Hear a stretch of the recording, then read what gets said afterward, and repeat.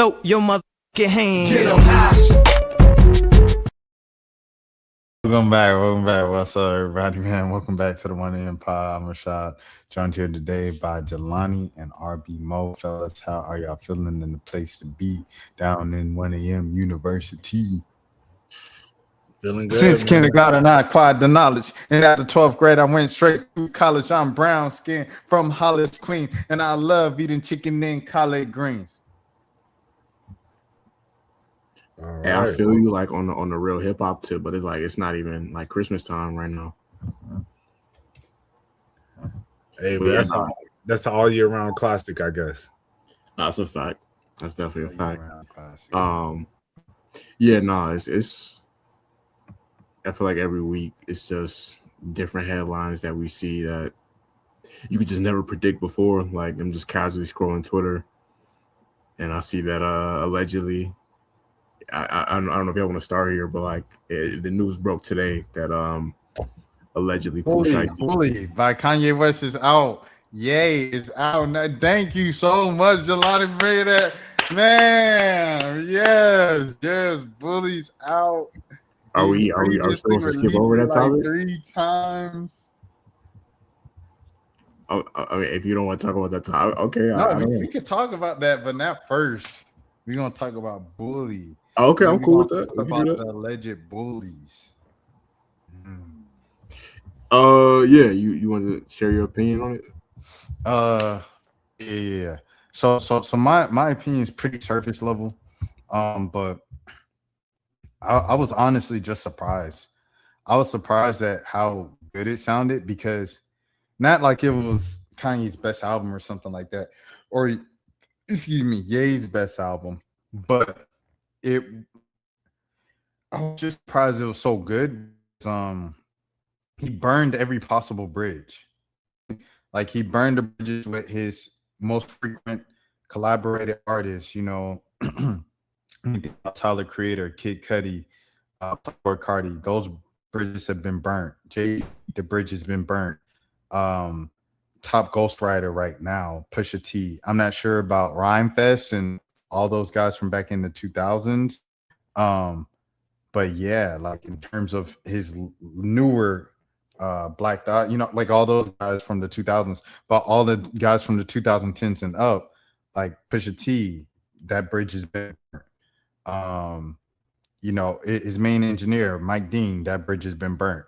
To burn all of these bridges and to come out with this, I thought it was like, wow. That was just the most thing that I was impressed by. I was like, some people, bro, you just can't stop. Like they just got, you can't stop the magic. So that was my reaction to it. And like I said, I don't think it's the best Ye album or anything like that, but it was impressive.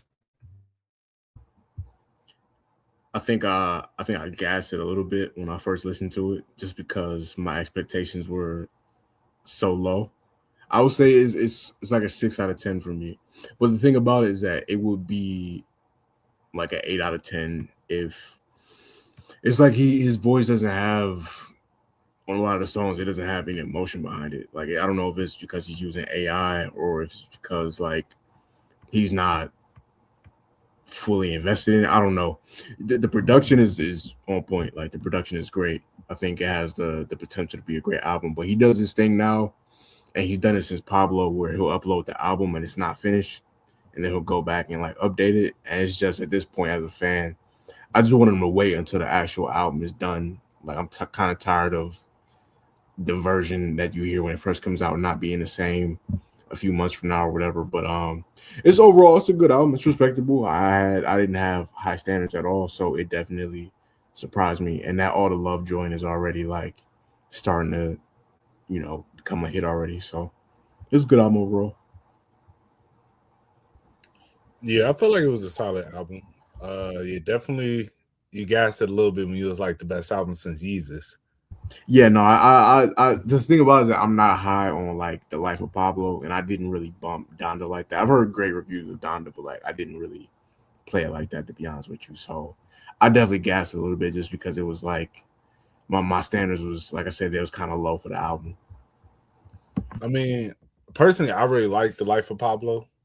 So therefore I was thinking, and I think Donda is still a good album. I don't really go back and listen to it often, but I still think it's a good album. So I would say it's the best album for sure since The Life of Pablo, and then kind of debatable with Donda. But yeah, but overall, a good album. I definitely felt like he kind of got back into a bag. Um, the you said that All the Love song is good. It wasn't too much on it that really just stood out to me. Um, that where I was just like, I gotta listen to this again. But I mean, for me, it's interesting that you say you wasn't too high on The Life of Pablo. I feel like that was just the last time, because I feel with Donda it was so feature heavy. I'll give you also, I like the album. Um, I'll give you Ye. Ye has some good stuff on there too. But I feel like I don't know, The Life of Pablo, it felt like the last, in my opinion, that last like album of the older Kanye, when not the older Kanye, of course, it was still like, the new Kanye in there, but I don't know, just like it felt his music used to be so bright, and I felt ever since then it's been very dark or gospel. And this kind of, yet again, kind of get more of a darker tone all throughout the album yet again. Um, and it's not saying that it's like negative or nothing, but it's just when you listen to it, like the beats aren't just like with like I always think about like 2014 Forest Hill Drive. That's such a bright album in my opinion when I listen to it, like the production, it feels like it's just like when you listen to it, you can just imagine colors. But then, you'll listen to like his last album, is just kind of more of like a, a brown, so I don't know. That's how I be envisioning music. And so that's why I really like The Life of Pablo. I feel like that was the last time. But this album, as I said, was still good because it's Kanye, it's still like he puts out good quality, but I think, to the level that we're used to or that we would want him to be at, it wasn't there for me. So it's like I don't see myself going back to listen to it a whole bunch. But I'll listen. Like it's a couple songs on there. Like that Father song is okay. Yeah, and then I said All the Love is good, but outside of that, it wasn't really nothing that just really caught me like, oh bro, I had to run this one back. The Life of Pablo for me was like the last. I would say, for me, the Life of Pablo is like, that's like the beginning of the end for me. Like that's definitely his last. I would say, borderline. If somebody, I don't think it's a classic, but like if somebody did say it was a classic, I wouldn't be mad at them. Like I could see, especially somebody who was like, if you were younger and that was maybe, let's say you was born in like 2006 or something like that, and that was like the first Ye album that you really experienced, I could see why that would be a special album. And even at the time, I like the album. You know what I'm saying? I think it's good. It's definitely, I would say he hasn't made an album better than that since then to me. You know what I mean? But yeah, it's Rashad. I did you 'cause I know you didn't like Jesus. You told me, didn't you? I think the end of Kanye was Jesus. Like everything since then has been pretty mediocre. With flashes of greatness. Like I think there are flashes of greatness on Pablo. I think flashes of greatness on Ye. There's flashes of greatness on the gospel album, rap album, and then there's flashes of greatness on Donda and Donda 2. And there's a good song on like probably each of the Ty Dolla $ign albums, the YSL. Like there's probably like one good song on both of those albums. So Ye, his talent is just so good that it's gonna shine in some parts in some way on each project. But yeah, like for the most part, overall, everything's been mediocre since Jesus. Comparatively speaking to like College Dropout, Late Registration, 808s and Heartbreak, you know what I'm saying? Like Yeah, I thought you broke up a little bit. No, yeah, I put Yeezus to me, like, that's the last official. I don't know. I think it's a classic, but like it's definitely one of those albums where I can understand somebody not liking it at all. Like it's definitely a divisive album, and I do feel like I don't. That's the last album I feel like he was 100% focused on solo. Like even if people don't like it, I know he had a vision for that, and he executed the vision. To me, you know what I'm saying? All the albums since kind of just feel like all over the place to a certain extent, and it just is. I don't know. It's just a certain level of creativity that's just not. I'm gonna say creativity because everything he does is creative, but it's like the standard not as high as it used to be. I feels like. No, definitely. I agree with that. I know we had another topic that we had talked about beforehand, but I got a better one. Let's go through every Kanye album and what you think is the best song. Okay, I like that. I like that. Do you want to start, or do you want? How you want to do it? Yeah, we'll go from album to album. Oh, okay, cool. How you feel about that, Rashad? I could do that. I was like, when did this album come?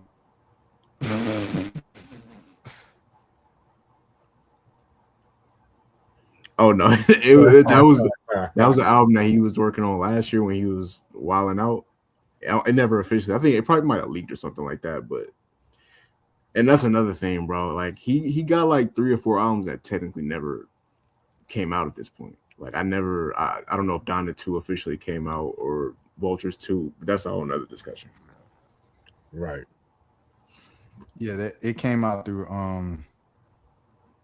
the little stem player. Yeah, that's true. But yeah, he never he officially released it one time, and yeah, but it was like he ever since, like you said, Life of Pablo, he doing a weird thing, just like uploads an album, then deletes it, then like edits it, it's live, and I don't know, but it's annoying. It's like as soon as he discovered that feature in 2015, we've known no peace since then. So, yeah, facts. All right, so we start with College Dropout. Google tweaking. Google, they trolling with all these unofficial albums, and just pull up the, you know what I'm saying? Pull up the ones we know, dog. Right. Come on, it's like even Genius got Runaway as an album. Come on, like what are we doing, bro? Hold on. Let me see. That good old AI. Okay, Reddit definitely has it. Okay. By the way, the Lakers are getting smoked right now. Like, by who? This is supposed to be a big game tonight. Lakers Thunder. Bro, they getting dog walked right now, bro. They down 30 at halftime right now. Levels. Bro, I'm talking bad about them black folks in Memphis. Yeah, that was nasty. Damn, them boys put up 82 on them. That's crazy. 82 in the first half is nuts. 82 in the first half? They're down 82-52 right now. Dang. But yeah, so we starting with College Dropout. What you I'm gonna say, you want to start or no. I'm thinking. Okay, I'm gonna start it off. I'm gonna go. The 2 that's coming to mind is Last Call. There's 3 actually. It's Last Call, Through the Wire, and Family Business. I'm gonna go with just. Yeah, I'm gonna say Last Call. Last Call. Okay, we saying why? Are we saying our best song or our favorite song on the album? Let's go with what you think is the best song. Okay, best song. I'm gonna say Last Call. Last Call. Okay, and why you feel that way? The way it's structured, it's such a strange song, bro. It's like it starts off, there's 2 verses, like a normal. Well, it starts off with Jay-Z talking at the beginning, and then you got 2 rap verses. He goes crazy on the verses, but then there's like a spoken word for about like 3 to 5 minutes. I don't know how long, like 3 to 5 minutes or whatever. Chronicling his career, and the beat is crazy. It's the last song on the album. capping off his first album. I don't know. It's a great song. There's a lot to pick from on that album too. So won't you raise your glass for you? So won't you raise your glass for you? Shout out to I think Tony Williams, that's his name. Yeah. Gotta say what's up to Tony Williams. Yeah, he killed that. Facts. For me, I will have to say I'll probably have to go with Never Let Me Down. That's a great pick. Yeah, because I feel like, not only with the J.I.V. spoken word on there, but then, Jay coming back in. And yeah, I just felt like, throughout the whole song, it just the bars on there were crazy. Like, especially like I just said, the J.I.V. spoken word to me is one of that's my favorite part of honestly probably the whole album. I'm not even gonna lie. Yeah, when he just really got in his bag. So yeah, so I'll probably say Never Let Me Down. I think just like bars wise, like it just went crazy all throughout. I think, yeah. Shout out J.I.V., friend of the channel for sure. I'm gonna go New Workout Plan. Really?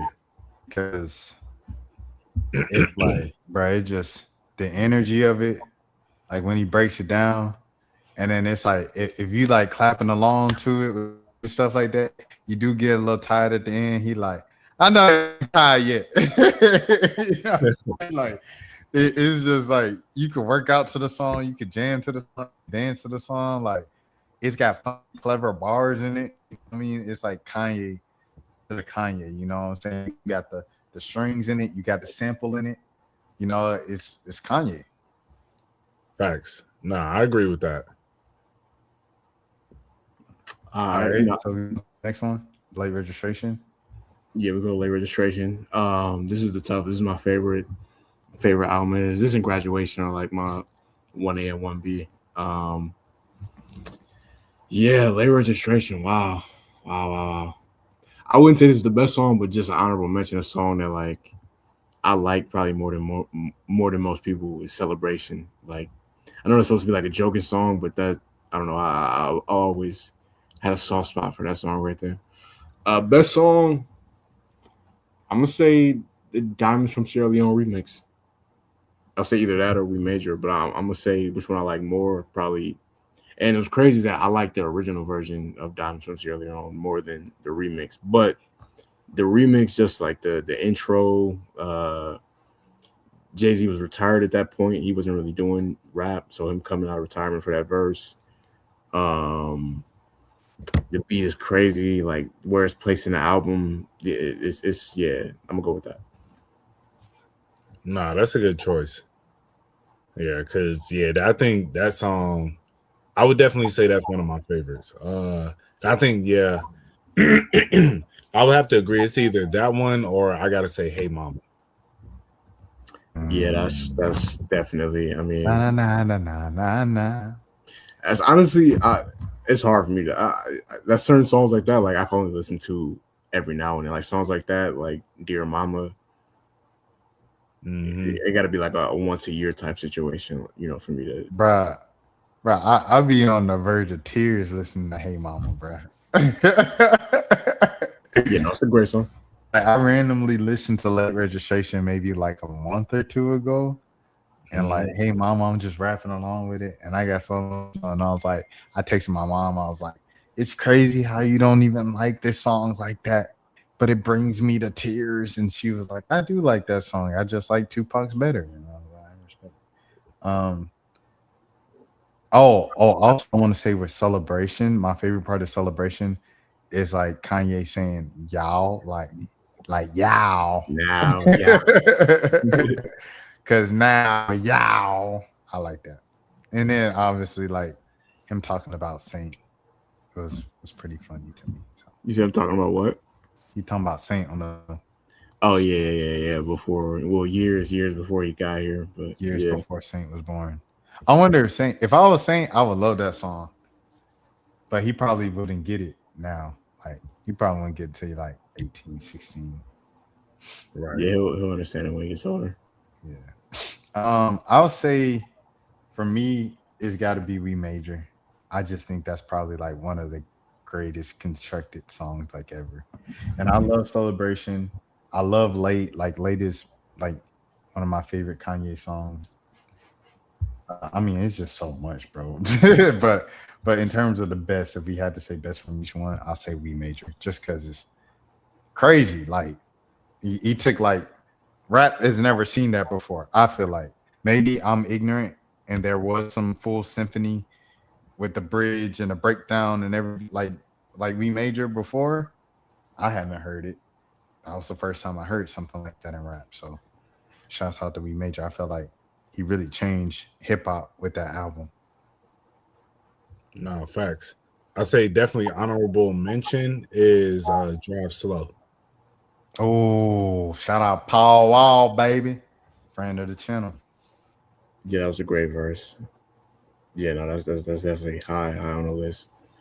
It's just so good that we didn't even mention like Gold Digger or Touch the Sky. Right. Right, and those are the hits. Yeah. They Paul Wall put Drive Slow on his album too, The People's Champ. It's fun. Hey, I would too. Yeah, I seen him tell a story about that. They had to work like some sort of deal with Def Jam or whatever, but yeah, they had it on both albums because they came out around the same time. I want to say. I remember. Oh, go ahead. Well, I was gonna say I didn't know that until literally like 2-3 days ago when I was listening to the song, and then it had popped up. Well, on Spotify, it give you suggestions of songs that you might like to listen to, and that song came up, and I saw it wasn't saved as a like song. I'm like, bro, I know I got Drive So Slow saved, and then I looked, and it was on the People's Champ, and I was like, what? Yeah. They. I didn't know that till I didn't realize till a few years ago because he he told the story in like an interview, but they had to pay. I don't think he had to pay, but they had to do some sort of deal in order to work it out. But yeah, that was a good come up for Paul Wall because he was popular around that time. Facts. When I asked him about it, but I was like, "What's your favorite?" And then he was saying all these random songs. I was like, "Hey man, what about Slow, bro? Like, what about Drive Slow?" He's like, "Oh, that's cool, but I man, but come on, bro." He's like, "I mean, okay, all right, Kanye West." Right. And he was like, he said, Ye's grill and stuff. So, I'm like, yo, that's really dope. He got Paul Walker's grill and Johnny do all the. Shouts out to Houston Tech, just cool people. Shout out Scotty ATL. I didn't even know Scotty ATL was like just shifted all from music to grill a few years ago until like a few years ago. That's the first time I found he shifted all the way from music. I thought he's still doing music. He just had like a following and stuff like that. Slowly put his attention into grill. Right. Yeah, shout out to him. That's a lucrative business. But yeah, we on a graduation. Let's go. Yeah, it was for me when I was thinking about it. It was a toss up between I Wonder and Flashing Lights. I'm gonna just have to go with. I mean, I feel like in recent years, I Wonder has become more of like a cult classic. Like I know like a lot of Graduation is like his biggest album commercially. Like I think last year they said that was the most streamed album of the year, which is crazy because it came out like almost 20 years ago.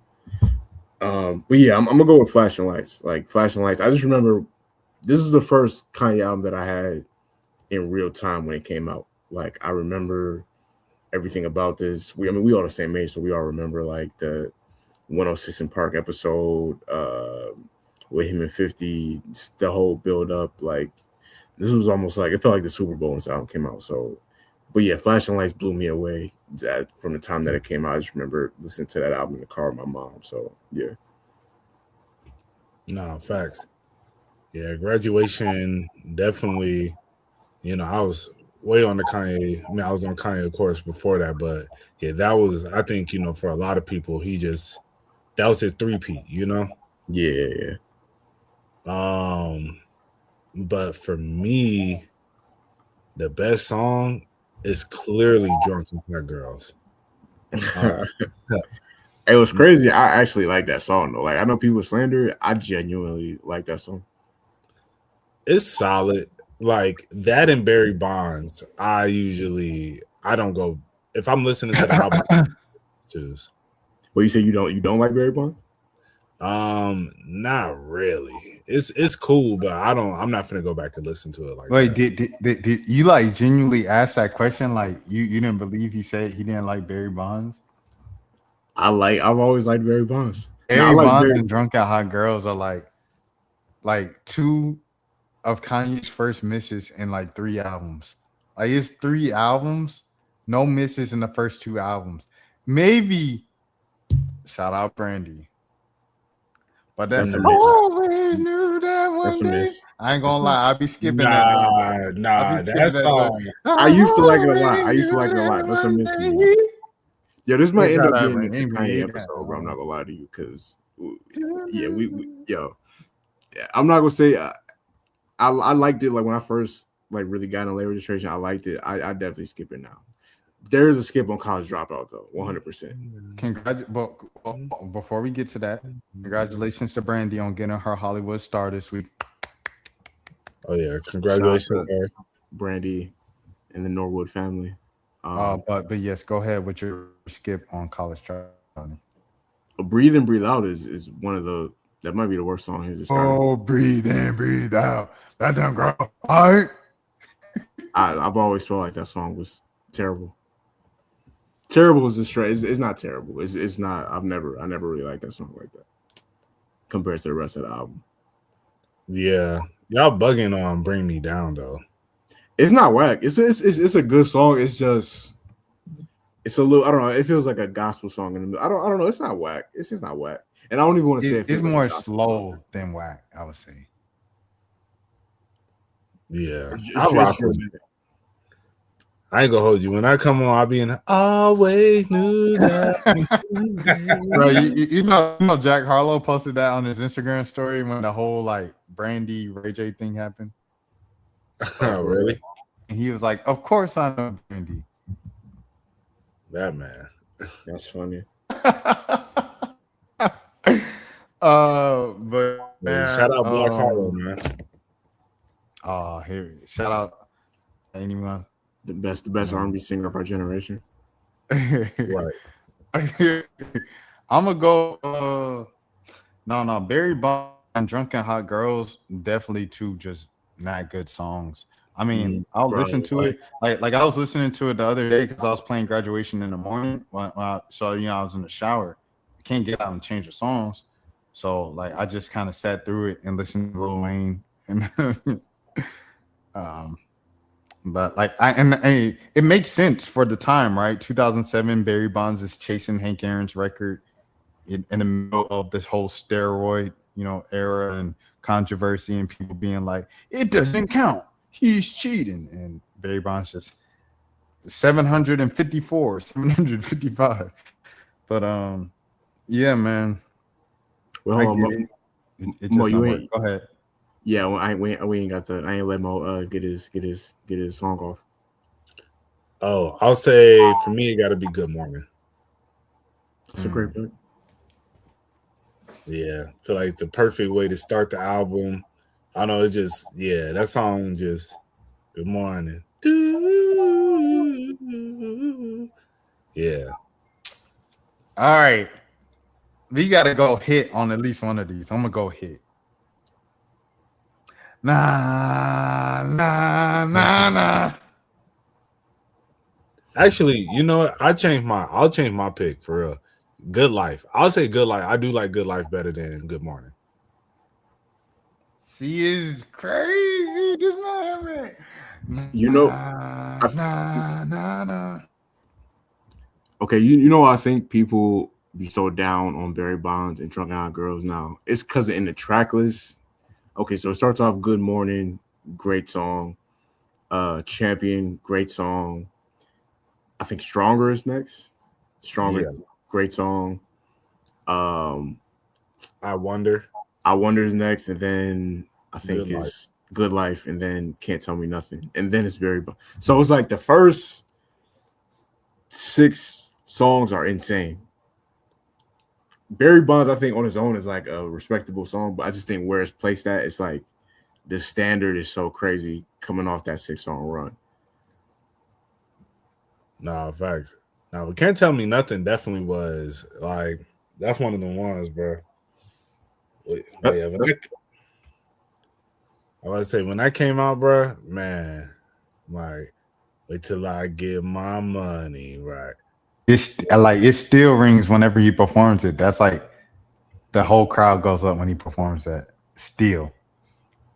No, I gotta say this, man. Shouts out to Ruben Vincent for sampling this in his On the Radar cipher. Who the kids gonna listen to? I guess in me, if it isn't you. right. I just had to say that. Shout out. Yeah, I would Do say it better for the major order. Man, come on, man. This dude, come on, bro.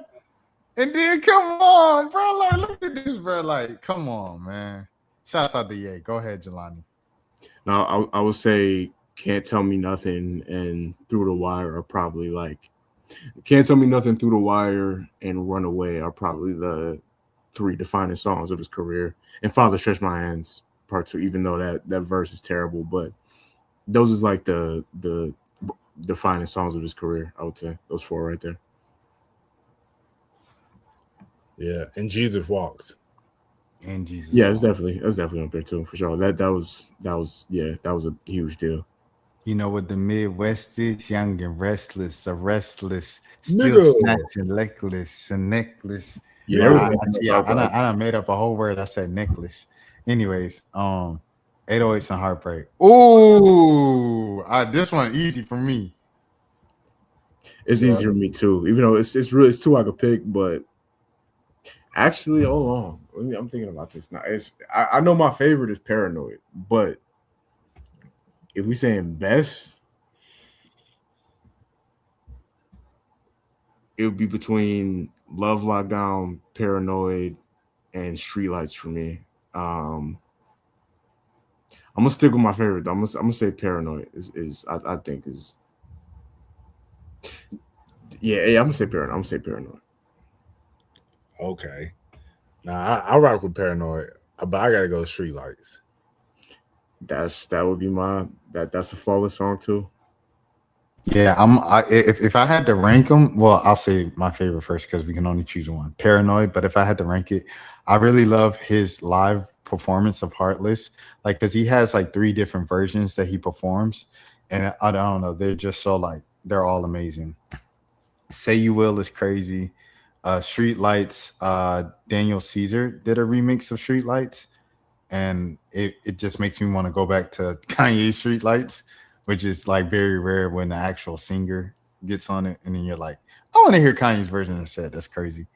Heartless is a great single. Amazing is a great single. It makes me think of the NBA and NBA highlights in slow motion in 2008 where Amazing happens. Yeah. RoboCop, kind of a step down, but it's cool. Yeah,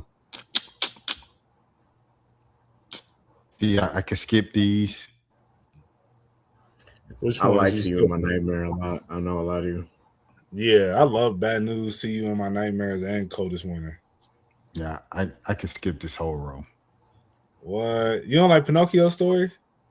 I like Pinocchio Story, but I mean, you know what I'm saying? Like compared to this, yeah, that's the weakest stretch of the album. But I like See You in My Nightmares the most out of those last 4. Coldest Winter was dope too. It's a dark. That might be that's a dark song right there. Yeah, but I really like Bad News. Didn't you know I was? Oh yeah, Bad News is fire.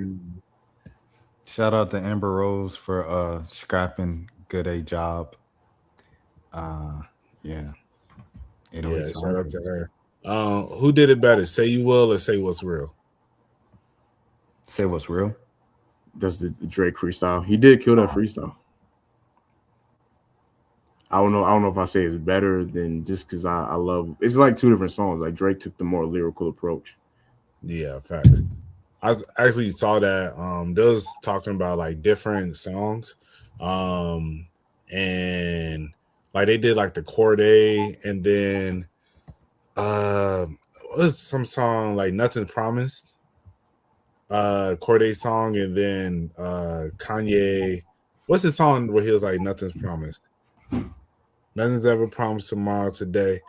Heard him say Yeah. when he sampled heard him say. Yeah. No.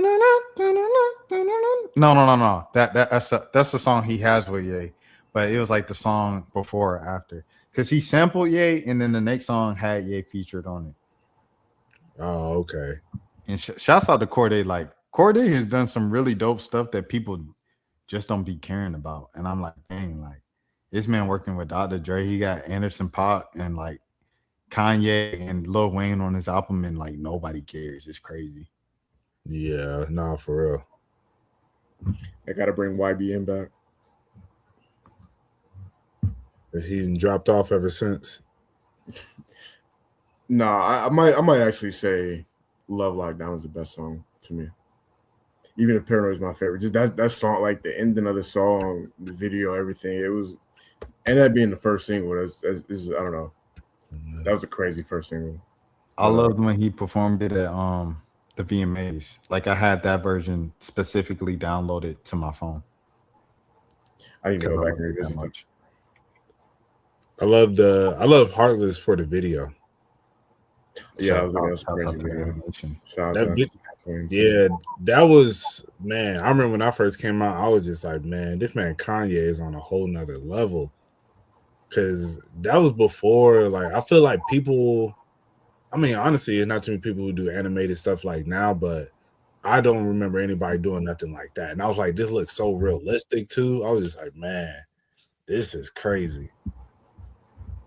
Yeah, the way it was animated it definitely stood out compared to everything else that was out around that time. Yeah. Something else I wanted to say. Oh yeah. Shouts out to, you know what I'm saying, our former classmate, different class, a year younger than us. But I remember listening to this on the bus to going to or from some band thing, and they had their earbud and they offered me the other earbud, and I was like, oh really? And I was so excited to like listen to it with them. And I was like, oh man, I have a friend.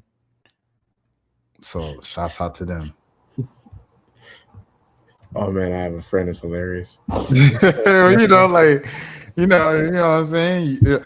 When you get older, like you start feeling like the first time you like go to the mall with some peers, you know what I'm saying, or something. Like when you do it's the little things, or you like, dang, I'm getting older. Like I'm living like the teenagers on the TV, like 16. I'm living like them, where they're hanging out at the mall with the teenagers. Right. Zoe 101. Zoe 101 is great. But we never experienced Zoe 101. Yeah, no, we didn't go to PCA. Yeah. That made everybody want to go to college. All right, so now we got his is probably his most critically acclaimed album. We just want to say Runaway and keep it pushing. Runaway. Okay, cool. Next one. I mean, I guess that would be considered, like, I don't know. I guess that would be considered the best song on there, but like Devil in a New Dress is right there. Like it's like yeah, I was just about to say I like Devil in a New Dress, bro. Yeah. Just actually I'll also say Blame Game too.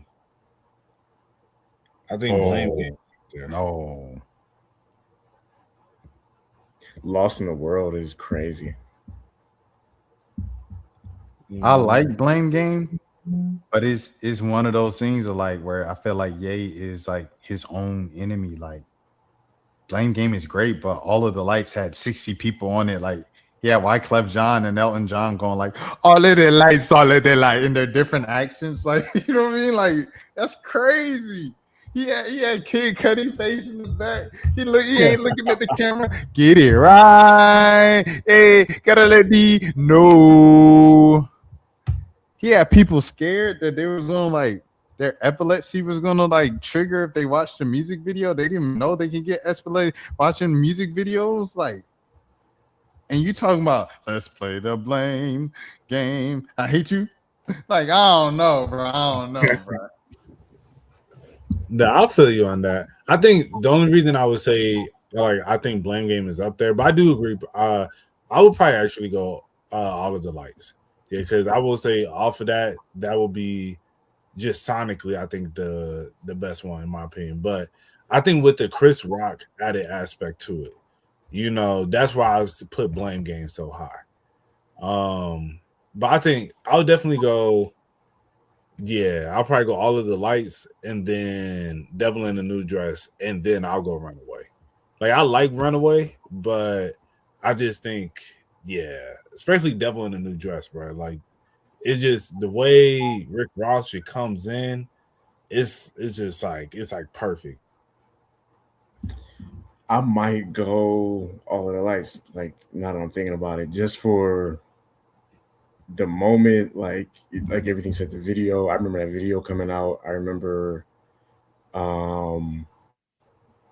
being just being a teenager around that time, seeing Rihanna in the video was like, okay, that's an elite prospect right there.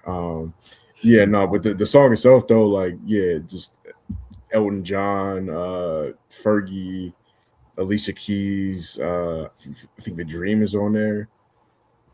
John Legend, I could be wrong. Like, I still remember the people all these years later. So yeah, no, that All of the Lights was a moment for sure. Yeah, also, like, we don't talk about this. Like, one of the most popular songs ever about domestic violence.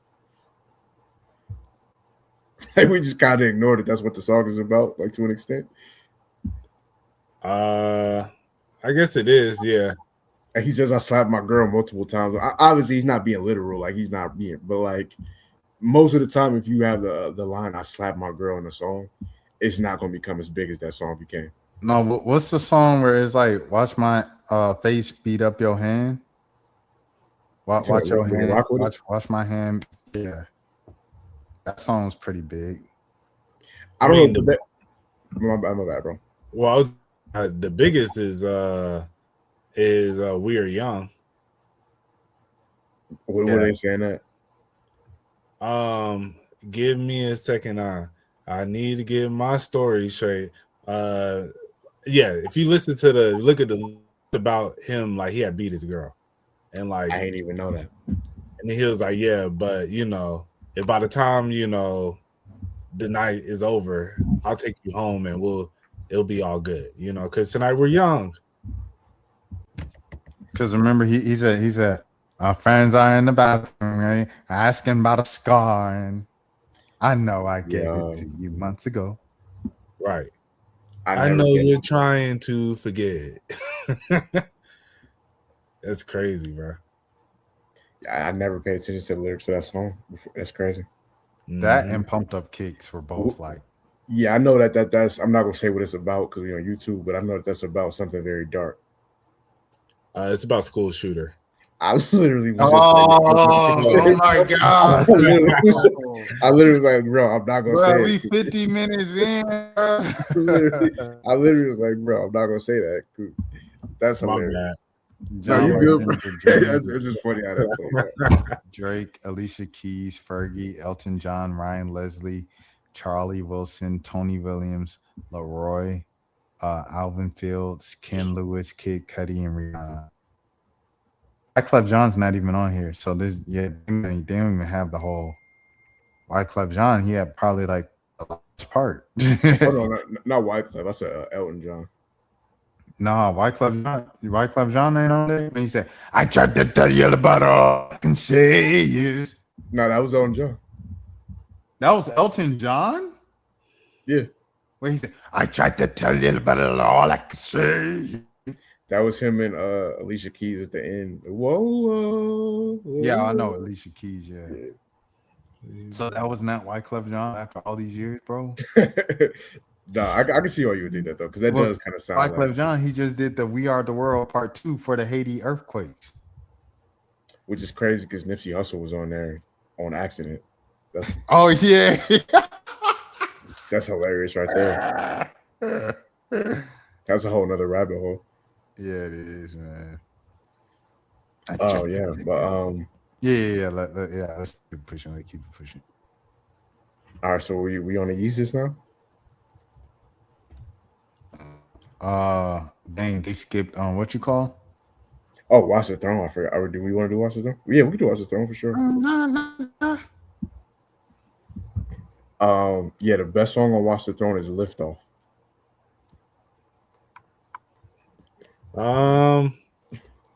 Yeah, I don't know about that one, my boy. Y'all agree with me? I like the song. I don't know if I would say that's the best song. No, I defended that song since it came out. A lot of people don't like that song, but I've always had a soft spot for Lift Off. The best, I mean, it's obvious. I would say the best song is definitely, even though I like this song. Actually, I was gonna say it was N Words in Paris. I Am Black, by the way, for the viewers. I'm just not trying to get us demonetized. I was gonna say it was that. I'm gonna actually have to say it's Otis. Like, I feel like that's the one that's really stood the test of time. Yeah, facts. I think Otis, yeah, of course, People in Paris.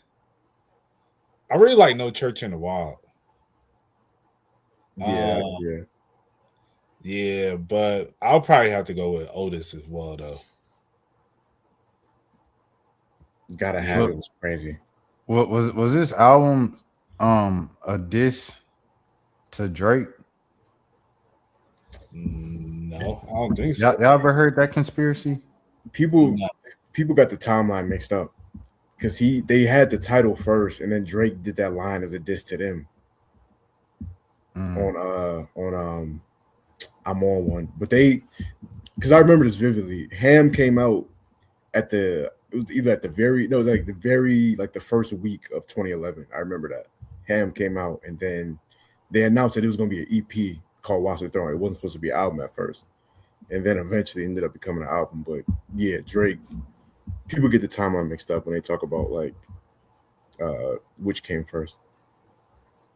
Because they say like a conspiracy that I've seen is like Drake was like rising at the top at the time, and like so they felt a way about it, like Kanye and Jay-Z. So they were like, all right, we're gonna get both of us together, and then be like, watch the throne, like as in like, don't let Drake get the throne.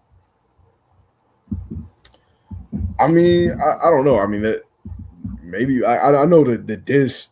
I just remember the title for the album coming out first. Like I remember being on one of these hip hop websites in like 2011, seeing that was coming out like as an EP, and then a few months later, I'm on One came out, and he had the line in there. Obviously, I'm feeling like the throne is for the taking. But yeah, they always Drake, Kanye, and Jay-Z have always had like a weird relationship. Like even if you remember when that song Pop Style first came out, Jay-Z was on there for like one line. Like they say he like snuck his line on there or something like that. Like he wasn't supposed to be on there. Yeah, I always think about like when Jay-Z went on vacation and then like did draft day and he was like, yeah, they going on vacation. I was like, bro, what? And people was like, yeah, he dissing Jay-Z because Jay-Z went to Europe for 2 weeks and Drake dropped. I was like, okay, like this is right. It was crazy back then, bro. People be acting like this rap beef stuff is new, like including Jay-Z himself. Like, y'all was the participants in this, bro. And with Jay, it's not just Jay is just, like because Jay doing the J. Cole thing where he trying to gaslight people, bro. Jay-Z is not you beef with Nas and that was it. And then you got older and you and Nas became friends. That wasn't it. You were going back and forth with Drake 10 years ago. It wasn't that long ago. And you acting like See, folks just they try to gaslight you like we don't have the internet. We have the internet, bro. We But were I there. will say, but realistically, they've had their relationship been on and off. Because on Certified Lover Boy, Jay-Z got a verse on there.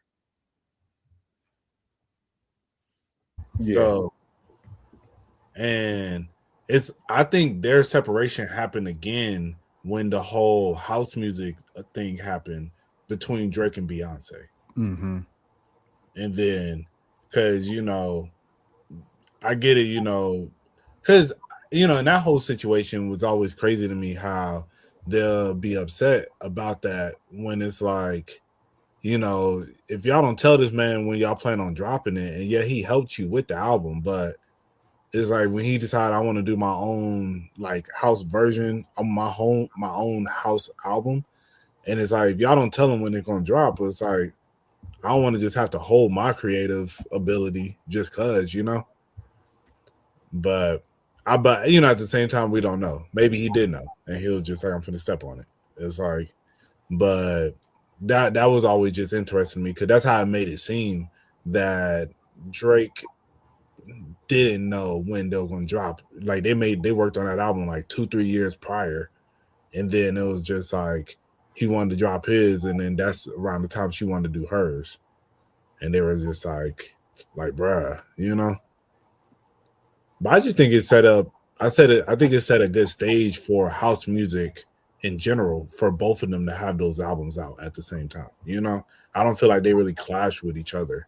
I think it was just like a good moment for house music during that year, in my personal opinion. Yeah, I didn't even know they had. I didn't even know they had tension behind that. Because remember, Drake did Heat, and that was a whole big thing between Beehive and Drake fans. Mm-hmm. I didn't know that. Yeah, and it was like, but it didn't come out, and it was just Beyonce just did it herself. Like I gotta dust myself off. And it's funny because when you say it like that, you can hear like Drake's kind of cadence, the way he drags words and stuff in there. I was looking for this video where Drake was like making "Take Care," and he was like, "I wanted some beats from Ye," and then his friend was like, "Hey, y'all competing too at the same time, so don't feel away if he not singing beats that you want." Oh yeah, I remember that. Yeah, someone posted that like earlier this week, so I think that was the first time I saw it because I didn't go through the whole the whole 100 gigabytes, and then I didn't watch like the video that put all the videos together. I didn't watch that either, so yeah. Okay, Cruel Summer. We can skip that one. We can skip that, but I do want to say that I mean it's called Cold on streaming servers. It was called Therapy when it first came out. That's still a personal favorite of mine. Shout out 2 Chainz. Just for Mercy's on there. That's it. Also, Good Friday song. So what? Favorite Good Friday song? Soul Paul probably the favorite, but like as far as the ones that didn't make the album, Chain Heavy was dope. It's another one. Oh no, Christian Dior Denim Flow. I would say yeah, that was the best one. Yeah. Dang. I might have to go. I like Lord probably the best. I know Christian Dior Denim Flow is like that's the a great most song. popular, and like a recent kind of in the past few years that became a favorite of mine is the "Are You ready to go? I know the city ready for me." Oh yeah, I know. Yeah, I gotta go. Don't like. That was technically. Was that? I was about to say that there's that. It might have been because he did. I feel like he did Good Fridays a couple different times. Like, Bro, when he did that, bro, it was like Chief. I tell you, like, what's Storm? Because it was like, you just hear kids singing that, That's what I don't like. And then it's like, yeah, and then Kanye jumped on the song. You like Kanye? It's like, yeah, this dude. And then so like you're listening to their stuff, and I remember listening to it. And I'm pretty sure I told this story before on the pod. I found out his age. I said, this kid's 16. He my age. Where is his mother?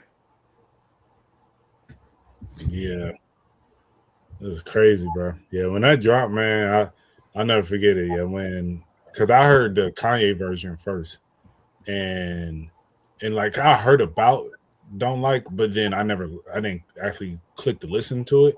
But then when I actually heard the Kanye version, yeah, I was a key fan ever since. Yeah, I remember. I remember after 300 that video came out. It was like January 2012. I remember maybe like a month or two, probably less than that. Just reading like a rumor that Kanye was hopping on a remix, and I remember looking it up on YouTube, but it hadn't came out yet. And then maybe like a few weeks later, I heard it on the radio, and yeah, that was a crazy time. The Cruel Summer era was.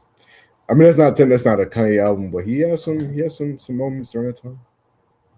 I don't think kids they not gonna like know kind of learning songs, kids singing the songs in class. Why you think that? I mean, because when you learn songs, you probably just see the trends on TikTok, like y'all watching the same trends on TikTok. She was a fairy, but a fatty, and a dad. You know what I'm saying? Like, I get you what know you're the saying. same songs because y'all seen it on TikTok. Or the money different, money different. I switched my dick. It's crazy. I don't even know who made that. I thought that was a Thug song at first when I listened to it. That Oh, no. 1300 Saint kid, whatever 28 degree, whatever his name is, I've seen his name for the last couple years. He's been in like that, Dio versus you, Skate Star until Japan, that side of rap that I know about. Like I know their names and I know more from Atlanta. But I just don't understand them when I listen to them. So like to see him kind of jump out of that kind of underground area and like have a TikTok was dope. So him, congratulations to him. I think it's 1300 cent. I'm not mistaken. Yeah, I be having all the all the TikTok sounds stuck in my head. Like every time, every yo, I heard that came on my shuffle the other day. I was like, oh yeah, I forgot this is a real song. I just thought this was like something that they were just playing on TikTok or whatever. But yeah, nah. What's the So we gonna use this now? Yeah, I guess we're gonna use. Okay, so this is a extreme hot take. So we saying best song on here. I mean, I think you'd have to probably go Bound too. It's probably, but the thing about it is that for me, if you saying like the song title is kind of blasphemous, but I ain't gonna lie to you, like I Am a God grew on me a lot in recent years. Bro, that song is. I ain't saying like I necessarily agree with the message, but like just musically speaking, that song is crazy. Like just want some like techno, like 3 in the morning. I'm dressed like Blade with like the leather trench coat, like that type of vibe right there, like real vampire energy. That's a great song right there. But best, you probably would have to say Bound to, but New Slaves, that last verse is insane. Like that verse, that was crazy. No, facts. Yeah, I will honestly say, Jelani, I've never been up at 3 a.m. dressed like Blade. So maybe I Yeah, just haven't caught the vibe yet. yeah, no, I haven't. I just aspire to. It's a goal in life to be in the club with like a leather trench coat on at 3 in the morning. Right. Real vamp vibes. Facts. Vamp life. I'll say for me it gotta be Blood on the Leaves. Yeah, I think most people will either say Blood on the Leaves or Bound to. Mm-hmm. Yeah. 300 Rosen, like that Charlie, 300. What? A great song. That's a great song. On site as an intro is crazy too. On site, yeah, nah, facts. I love on site, especially just the way the beat starts. Yeah, it really just set the tone for the album. Like this is about to be crazy. Mm-hmm. But Blood on the Leaves, when I like got the name for it and like the thing that it sampled, I learned it in African American Studies at Georgia State, and I was like, oh snap, I get the song now. And then like I told my professor about it. I was like, Kanye's just a genius, and he was like, no, I don't think he's a genius. You know, it might be clever, but I was like, all right, keep downplaying the greatness. Right. I'm gonna go Bound too because it's the only song that sounds normal. But I do like that beat pattern that hold on, I gotta do it on the mic. Pause. Yeah, no, that can't do. the drums in there was crazy. That dom.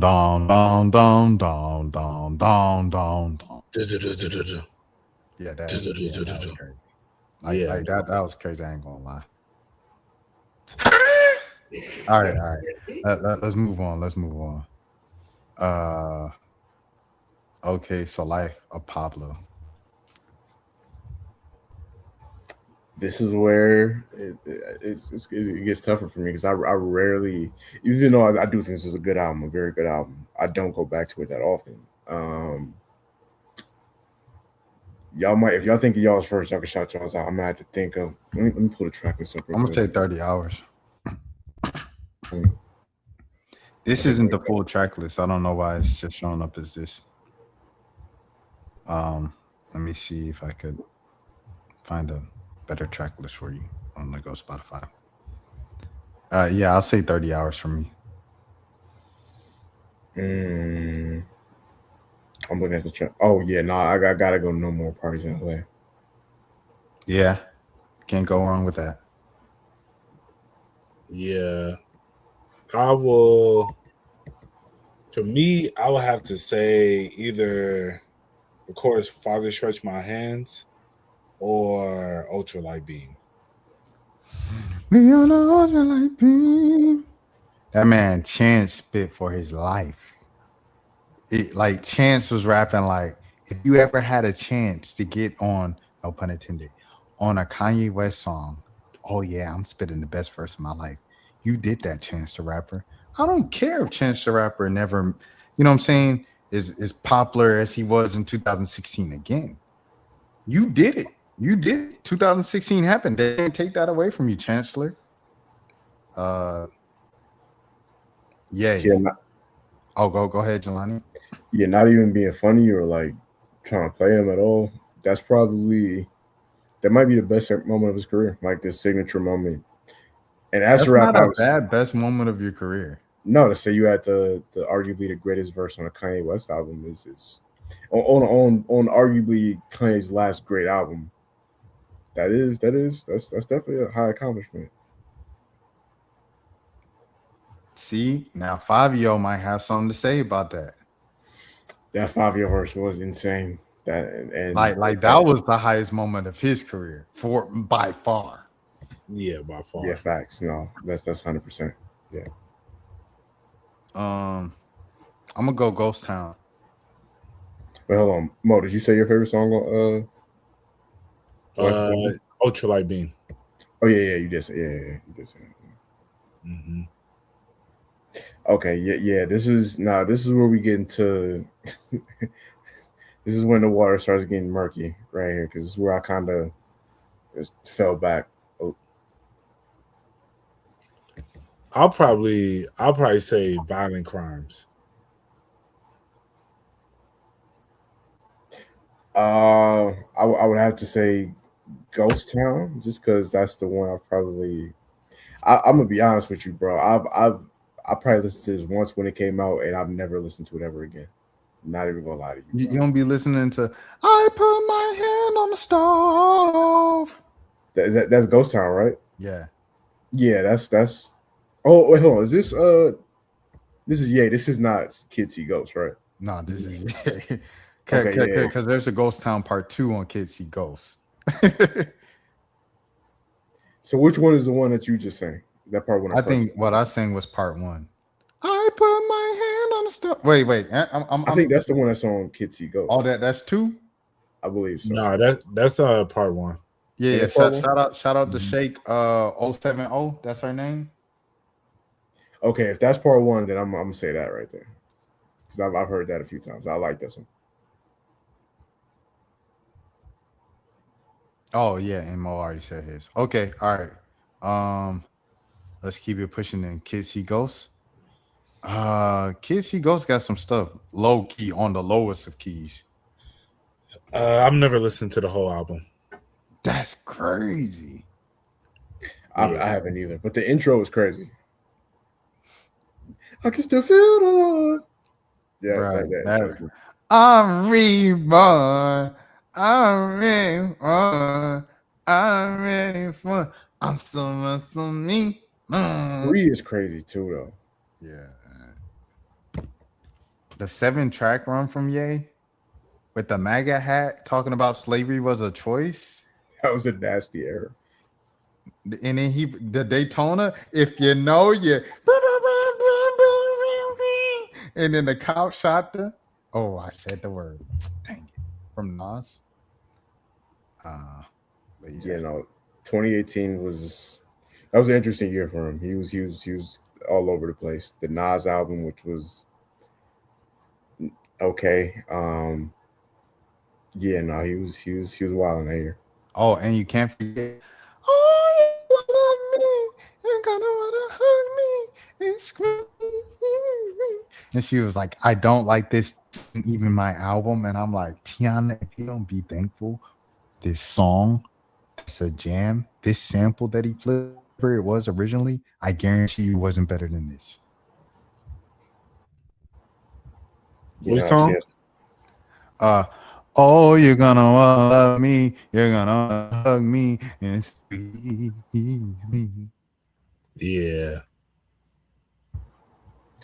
I think this was also the same year I Love It with Lil Pump came out.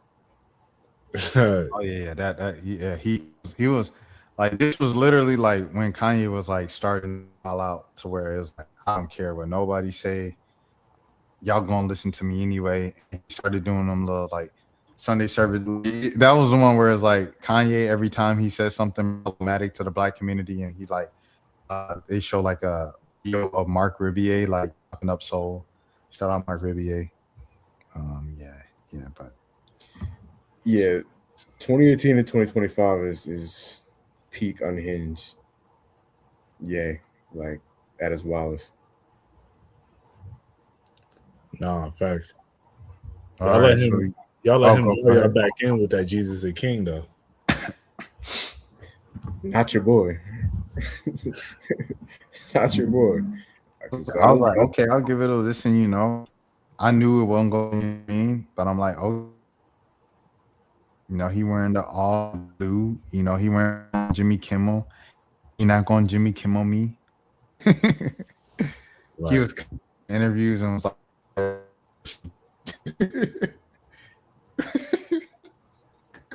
I will say now, like in hindsight, like I didn't listen to it in the moment because I was just like, this is all BS. Because I'm like, man, this man is.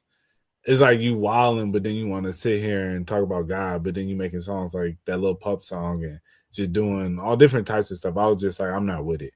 But I did go back and listen to this like last year, and I actually really like it. I actually enjoyed the album a lot. He got some notes on here for sure. Yeah, like God Is. I think God Is would probably be my favorite song. Oh, that's what God is. Yeah. Which one? I'm a fault, bro. I meant to ask, which one is the one Life Flight and Crisis Flight and you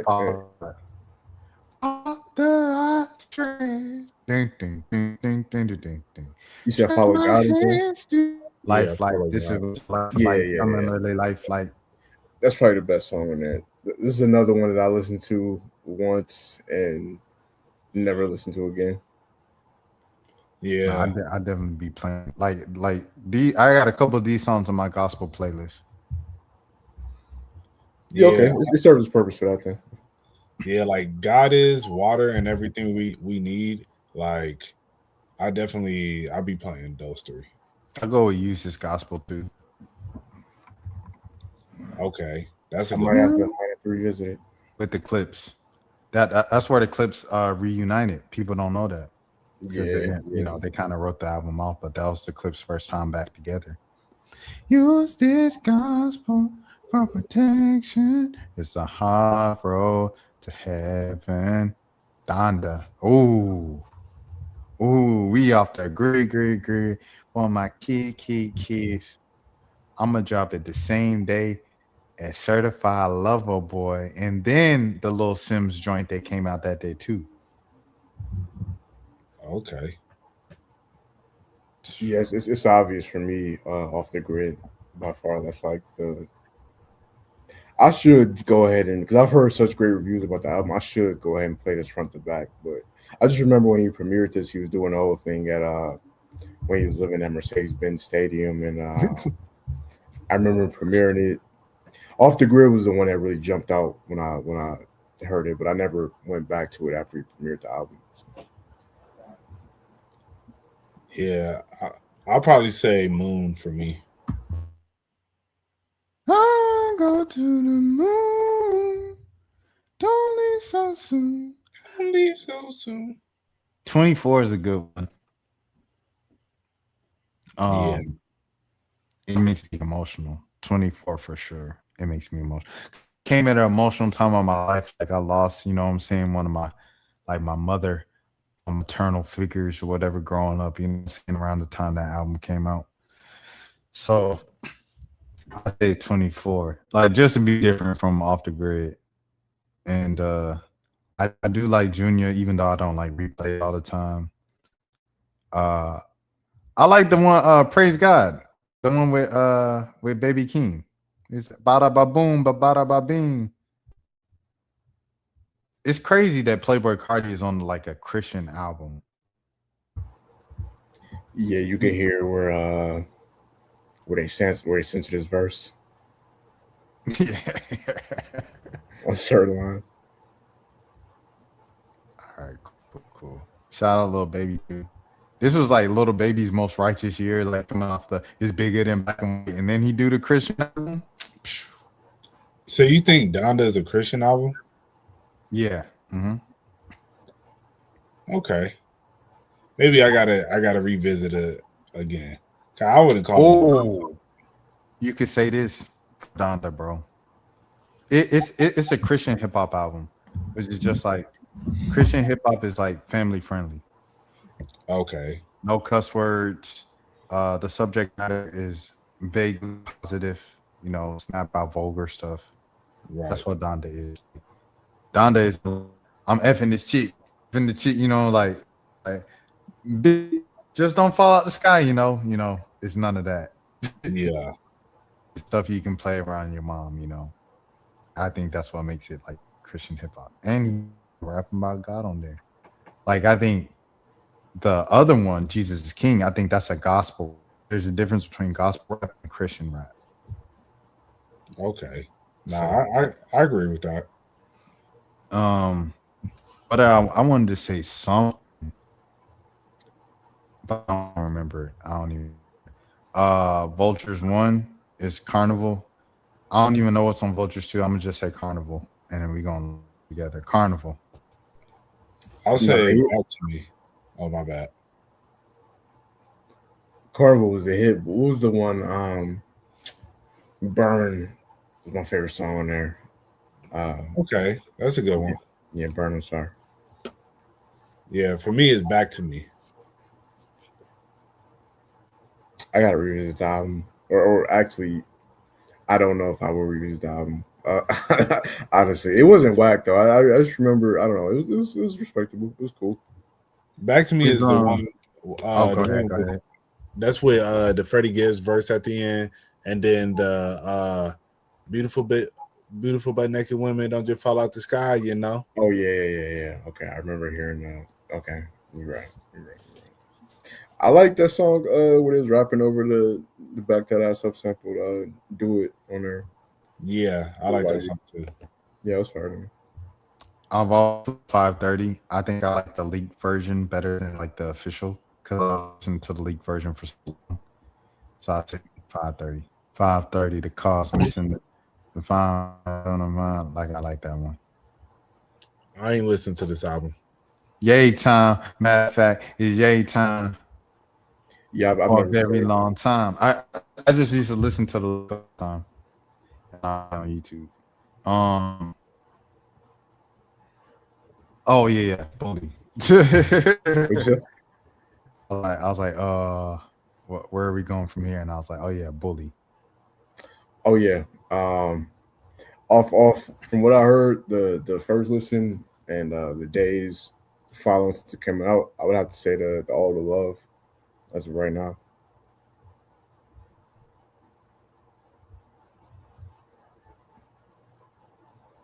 I'm gonna go the old joints, the ones that have been out for a couple years that he kept releasing and then taking the album off. And those were Preacher Man and Beating the Beast. If I had to choose one, I say Beating the Beast. It's been a long time and I'm still running. I don't know, just feels fresh. Like I feel like I'm waking up in a bit fresh sheets, you know. Right. No, I agree with that. I'll probably go with All the Love as well. Just that's the one that stood out the most to me. I will say, like, I don't know if I'm gonna go back and listen to Vultures too. But I probably will go back and listen to Donda and this again tomorrow. Cause I think, as we've been talking about, it made me like it's a few songs I'm like, let me dive deeper into them because it probably is like better music than, but sometimes just depending on how you feeling about a person, it can make it. And that's like Donda around that time from Jesus is King and all that to Donda and up until about Vulture 1, I was like, yeah, I'm good on him. So that's why I was kind of like, but yeah, I'm gonna definitely probably go back and listen to those. But yeah, for me, it'll probably have to be All the Love. So far, I'm gonna go back and re-listen, and then maybe I have a different answer next time. Yeah, I need to. I ain't mean to yawn on the mic, but yeah, I definitely need to go back and re-listen to Donda for sure. Just because, like I said, I kind of missed out. But I always see people talk about how people always say that's his best album since The Life of Pablo. So yeah, I need to go back and revisit that for sure. But it's crazy to me. I was just thinking like I ain't mean to cut you off if you was gonna speak, but I was just thinking like it's crazy that I used to be such a Ye Kanye fan. I'm gonna just say Kanye, as a Kanye fan, that like there was nothing he did that I didn't pay. Like if he put a song out, if he had a verse on somebody else's album, if he produced something for somebody else, bro, I was on top of everything at one point. And now there are multiple albums of his that I've never listened to, or I've only listened to once and it never went back to. Like you couldn't have told me this, bro. Back in 2011, like that period of time in between Yeezus and The Life of Pablo coming out, like that wait, bro. You know what I would have done for a Ye album at that time? Like, I don't know. It's just crazy how things play out, as far as his career. I literally just pulled this picture. It's like that era that I was totally checked out on. Yeah, I no longer cared about. That was like I'll forever remember that era because this is when I met him. It's a Well, I didn't nasty even picture. meet him, but I was in his prayer. I guess. Shout out to Jesus Christ. Y'all know I love him. Had to cry because I was like in his. That sounded kind of crazy. Yeah, and he gave these in the STEM players, bro. Like, shouts out to Jason Lee. My first time in LA, dog. What did I want to say?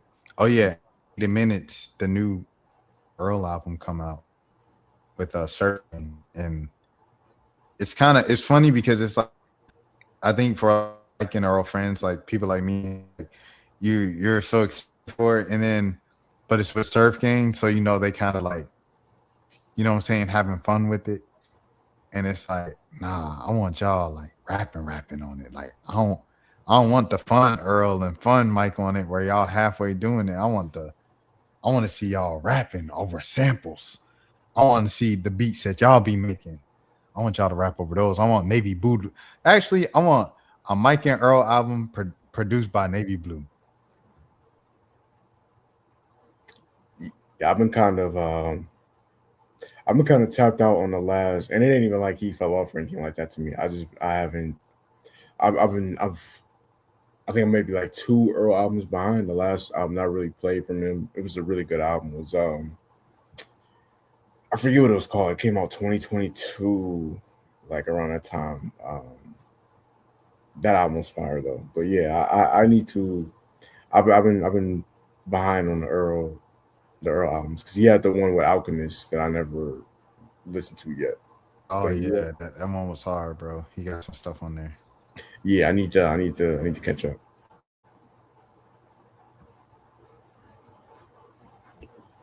Yeah, I definitely feel like I'm. Did the album drop yet for them? This drops in 7 minutes. Oh, okay. Yeah. Yeah, definitely. I'm gonna check it out. I ain't always been the biggest Earl fan, but yeah, but I'll definitely probably give this a listen, see what it's talking about. I'm pretty sure it'll be some good stuff. Like I said, it's over Surf Gang, so it's like they kind of like just having fun. Okay. Like all the singles they release, it just sound like people say, it just sound like Lucky. Oh, really? Yeah. Okay. Well, I mean, you can't just make. I'm not gonna say you can't make, but like you might not Boom want to bap all make. the time. Yeah, you might not want to make like sample rap or you might not want to rap over sample beats, or you might not want to rap over a certain type of beat all the time. And I think people be forgetting, like with a lot of the conscious rappers, or they still like young black people at the end of the day, like Yeah. they still be listening to, especially they're around the same age as us. Like they probably came up listening to Gucci and Jeezy and all that type of stuff we listened to too around that time. right. Speaking of Gucci, What a segue! What a segue! Yeah, we Earl be listening to, you know what I'm saying? Earl be listening to the real. Oh, so you're just trying to avoid the topic altogether. All right, let's go. Let's do it then. I mean, I ain't got no jokes about him at all. Like I ain't clowning him or making fun of him. Like, how do I feel about it? It's certain things I don't even want to be speaking on because it's just like, because I feel like everything I say, like I had to stand on it, and like if Pooh Shiesty people see me in public and they press me about what I said on YouTube about this, I don't think I want to deal with that. So,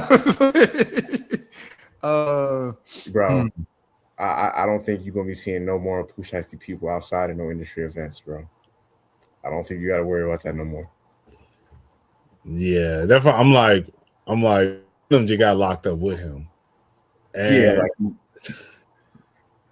you never see Big 30 out here no more either. Yeah, like they ain't finna be working on Pooh Shiesty records no time soon. Let's just keep it up. It's very ironic that FDO was like his biggest hit coming out. Like he came out, he dropped FDO was going crazy still. And that's kind of it. Like you make your biggest hit coming out of jail is about coming out of jail just to go back to jail. Hey, FDO Part 2 gonna go crazy. He's 2065. Wait on. You said it 2065. Yeah. Hey, maybe he'll get good behavior in about 2045, but It's crazy because you're not even exaggerating. Like numbers wise, as far as what he's looking at facing, bro, he did that in tech. They crossed state lines. I know them guns wasn't registered, so you a felon. So even if it was registered, you can't have the gun. Like you on probation. You're not even off probation. Like you still was serving. He was serving a sentence. He was just out. I think he was in a halfway house this whole time or whatever. But like he wasn't technically done with his sentence to begin with. Right. So yeah, listen. I'm a very flawed human being. That's why I'm like I wasn't on Twitter making no jokes about it, nothing like that. Like I'm not about to sit up here and laugh at somebody throwing their life away. You know what I'm saying? Like I've made a lot of mistakes, but I do think it's levels to it's levels to making mistakes. Like it was a lot of steps that went into it was just a lot of times during the choice during the course of that decision where they could have said, maybe we wilding right now. Like maybe we don't need to take this Greyhound from Memphis to Dallas to rob a famous. Like I'm just trying to think, what was the end game, bro? Like how did y'all think this was gonna work at the end of the day? He probably thought, street rules were in effect. So Yeah. he thinking, we just robbed him, but he gonna have to just try and get it back in blood. And it's like, nah. It's like he gonna I don't even know if necessarily realistically, we don't know if Gucci is the one who went directly to the cops because there's 3 other people who are music executives. Or well, 2 of them were music executives from what they said. And then there's 4 people in total that they held at gunpoint. And it's just like, I don't know who the rest of those people were, but it's 4 people. It's very likely that somebody gonna say something, And it's like these are grown men now. Gucci's what 40 something. It's like he didn't beat the streets, If I'm him, I'm not finna sit here and jeopardize my freedom to go get back anything, I think one of the victims was a white dude, I think. Oh, then yeah. Like it was over. Yeah, I was like looking at the pictures or whatever. I could be wrong about that. I think one of them was white. Yeah, this was I don't know if you watching too much Empire or Power. Like, bro, this is not like this ain't the 90s, bro. Like you not all that like Suge Knight hanging Vanilla Ice off the balcony, like all that type of stuff, bro. This ain't that era, man. Like, and even if you wanted to go about it like that, I don't know. Maybe it's a situation where he couldn't get access to Gucci without. I don't know, man. It's just like you doing this as Pooh Shiesty. You no longer who you used to be. Anything before Back in Blood, completely different person, completely different lifestyle than anything post Back in Blood. Back in Blood was the biggest song of the year drop. Like, I don't know if it dropped the same year as We Paid. When Back in Blood was 2021? It came out at the very end of 20. I think they literally recorded it the day King Von passed away. So it was like very end of 2020 it came out. Okay, all right. So technically, We Paid was the biggest song of 2020. But 2021 was definitely Back in Blood. Yeah. No, so yeah, like right. anything after Back in Blood, you're living a whole different lifestyle, bro. So you at your new profile decide that it was smart to go down and bust or whatever Gucci, but the other executives, including some white dudes, some white music executives, Gucci might still live by the streets just because of his previous lifestyle, fat Gucci lifestyle. But them white dudes, the forbidden community members who are music executives at these places, they ain't got no street code to live by. They think it's stupid. So, I mean, that was just dumb all around. Like, you're too famous to do that to somebody as famous as Gucci Mane. Like, you won't get off with that. Like, oh, now let's be serious. There was something else I wanted to say about this, but I forgot. Yeah, this definitely wasn't worth it. You want it out of your contract, and it's like, shoot. I mean, they signed the paperwork, so. But I mean, I wonder legally, is it now like because it was done through like illegal means? Does the contract still hold up? Oh yeah, no, it's not even. I saw people like on Twitter saying the same thing, like legally, because you can't be. It's like it can't. The contract can't be signed under duress. It has to be, like consensual. You know what I'm saying? Like to prevent stuff like this from happening, because that used to be a thing in the industry for a long time. Like people, there's many stories of label owners getting guns put on them, or artists coming up to the building. Like it's a story about Ice Cube coming in there with a bat and like tearing up the label office and stuff like that. So like stuff like this is but I just don't know if it's ever been a story where this high profile of an artist um and the person that they're signed to, like Pooh Shiesty he had the potential to be one of the biggest rap artists of this decade. Like he has the potential. His level of influence, the Shiesty mask, like that he has a whole garment named after him. Like that's a real thing. People call it the Shiesty. Even people that don't even know who Pooh Shiesty is, that don't listen to his music, they know, like they've heard the term Shiesty mask before, just because of these last few years. So it's like, yo, for you to have that level of influence, and then so you have Back in Blood.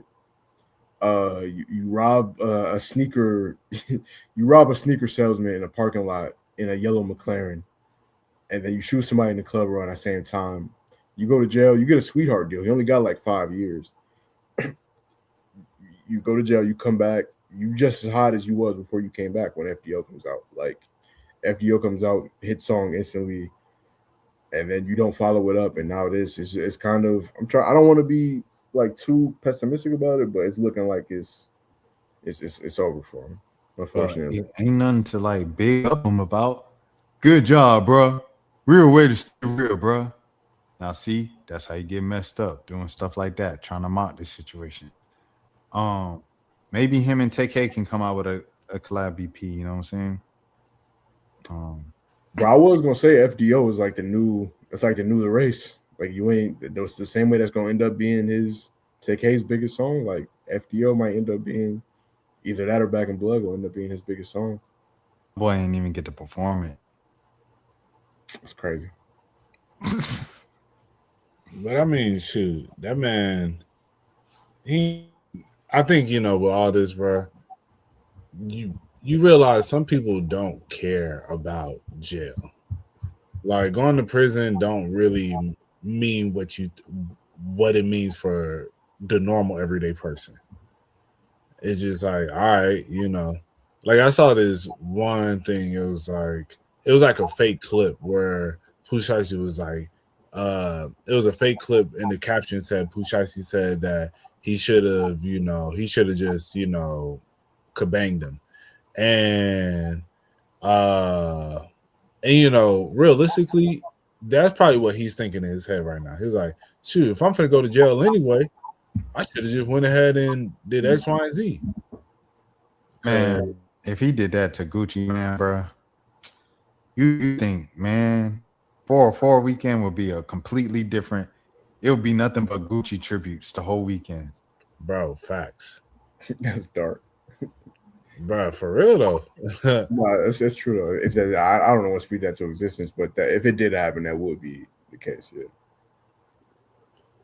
Yeah, man. So it's Everybody be sad. The DJ be like, "What you say, spoiler chick?" Nah, the Gucci classics would ring off. But yeah, man. I don't know. The rumor, we have been hearing the rumors for about a couple months now, though. Like that was, so it wasn't like it didn't come completely out of left field, but for it to be confirmed, because I definitely just thought it was a rumor. I thought, what I thought happened? I thought that they had a meeting, and it just went kind of sideways as far as, maybe like yelling or maybe even if it got physical, like just pushing and shoving or something like that, you know. And then I thought that somebody just took the story and exaggerated it, you know, like people do. But to hear that he really, not only that he upped, you know what, on him, but like that there was that amount of people involved, that you bust people from Memphis to Dallas and had them there, and I don't know. It's just one of the wilder hip hop stories that I've heard of in a long time. Yeah, no, for real, for real. Yeah, man. You know, but Shout out to the hood is Storm Kodak, the legend. hey, you know, but thank God, you know, nobody was harmed seriously. And you know, hey, it sucks, you know, as I said, with Pooh Shiesty and Big 30, you know, the whole situation is very unfortunate for real. Cause it's like, dang, man, you know, y'all, I feel you. It's like, man, it's so many other ways you could have made money. You know, I understand this, the contract may not been the contract that you really would have wanted, you know, but there's so many other ways you could have made money, but now it's just, you know, you just got to sit up, you know. But I mean, as I said, I feel like I don't know these people, but you do something like that, you didn't really care what the outcome was going to be anyway, you know. Don't keep it a buck. It just ain't no way you were really thinking like, man, I hope we get away with it. It's like, bruh, y'all probably went in there unmasked. You know, y'all had a meeting set up, you know. Right. But because Yeah. and also I think the last thing I was gonna say, I think with like Gucci, that's why I say, you know, I understand, you know, he's Gucci, so he gotta live by the street code. Keisha, Keisha Kior? She don't care about none of that. It's like, yo, like, babe, you got robbed? It's like, nah. Like, I could, you know, yeah, women don't play about they man. And I could, you know, Keisha is clearly a ride or die. I could see her being the one like, yeah, so I need to I got a young man that robbed my husband the other night, you know, so I don't know. It's just you ain't dealing with you dealing with a person with a family, you know? It just ain't the same. Like, imagine if somebody was to rob Jay-Z at gunpoint. It's like he's snitching. Like, let's keep it a buck. Like, Yeah. I saw 50 Cent post a picture about post something about it. If somebody robbed 50 Cent, 50 Cent is snitching, bro. These men are in their 50s. It's like, come on now, you know? Yeah, all that. Once you reach a certain level, it's just not even like Jay-Z, like you say, he's not Jay-Z not going out in the streets looking for whoever robbed him to try to get it back in blood. Like he's definitely alerting authorities at this point in his life. I feel the same way about Gucci. Like, yeah, bro, I'm not expecting 45-year-old Gucci man at this point, with a wife and kids to be, especially in a situation like that where other people are involved too. It ain't just you. Like, yeah, of course he's gonna talk to police at this point in his career or life in general. Yeah, you know, that yeah, I think in just certain situations, you know, if you do, I don't know, it's like, yeah, if you still active in that life and you know, I'm not condoning getting anything back in blood because that ain't the life I live, you know. But I think I will say if you are more into that life, then you know I can understand it. But yeah, when you've been so far removed in space, as I said, somebody like Gucci, that's he's to beat the system already. It's like he done did his time, you know. And so it's like at this point, I ain't got nothing to prove to nobody, bro. And it's not like he's actively like he got a new album on the way. It's like if he dropped an album today, it's not he's not looking to go platinum. It's not like, man, like I need this album money, I need this tour money. That's not how he living right now, you know? So yeah, so he don't care, you know. I wouldn't care if I was him about no like, oh man, Gucci snitch. you know, like, and you know, Yeah, I don't care at all. I just before we move on. There's a lot of people that do care, um, and like a lot of people like Gucci side, and just people who kind of abide by that code and those rules and stuff who do care. Um, but yeah, nah, uh, facts. yeah, just to say that people care, because like us might care, because it's actually for us to start. But someone said this though, they was like, if Gucci was living by that style, for years, like decades. Rashad, I think you breaking up, bro. I still am. Not. Oh, what you finna say, Johnny? I was just low key. I thought it was the speakers on my laptop. I didn't know if it was that or.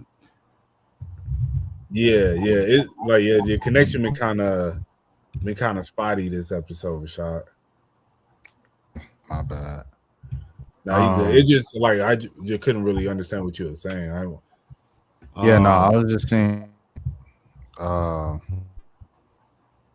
saying if this is the life that living for years, and and no, we ain't snitch. I'd rather life end than to police some information and to live like that, and then to all of a sudden change the rules because won't change the rules. They say that's not fair. So that's their side of it, even if we don't agree with it. Yeah, no, and I understand it. That's why I'm saying, like, I've seen all that, and like I get some people feel that way, but I mean, I think it's, as I said, that's why, in my opinion, I think it's stupid. Because I'm like, yeah, this, as I said, I get it. Where it's, what does putting the snitching allegations on Gucci do to his life right now? It's like, with Young Thug, you're active. Like, this is the what you live by. This is like, as I said, the music is how you making your money. You got the clothing brand, of course, but it's like, realistically, you still want to be known as a popping artist. You want to get back to those heights. Gucci has done what he was going to do in hip hop. Like, I'm not ever expecting Gucci to drop an album that finna go gold again. Like, I'm gonna just keep it a buck. That's not what I see in the future for him. I mean, maybe he does have aspirations to do that, but I think he did. It's like he completed the game. It's like now he in CEO mode, and that's why I compared him to like 50 Cent and Jay-Z, because he's that version of that, like, down here now. It's like, shoot, I'm literally in CEO mode. Like, it don't make no difference. And I think if that's going to detract like people from like signing to you, I don't think those are the people you need to be signing, because clearly you haven't been making the best signings. Let's keep it a buck. Like, I text Rashad and I was like, bro, it might be time for him to go pop or something, because I'm, as they talk about all of his all the people signed to the label are either in jail or RP. And it's like, it's a product of the life they live. He, like, Gucci signed people who really live that life, which I get, because he's like that. So it's like, those are the people that you want to bring up. But it's like, man, maybe I need some people who gonna know how to actually have a career and leave the streets behind. Yeah, he had a crazy roster at one point. Pooh Shiesty, I think Ola Runt was on his label. I could be wrong.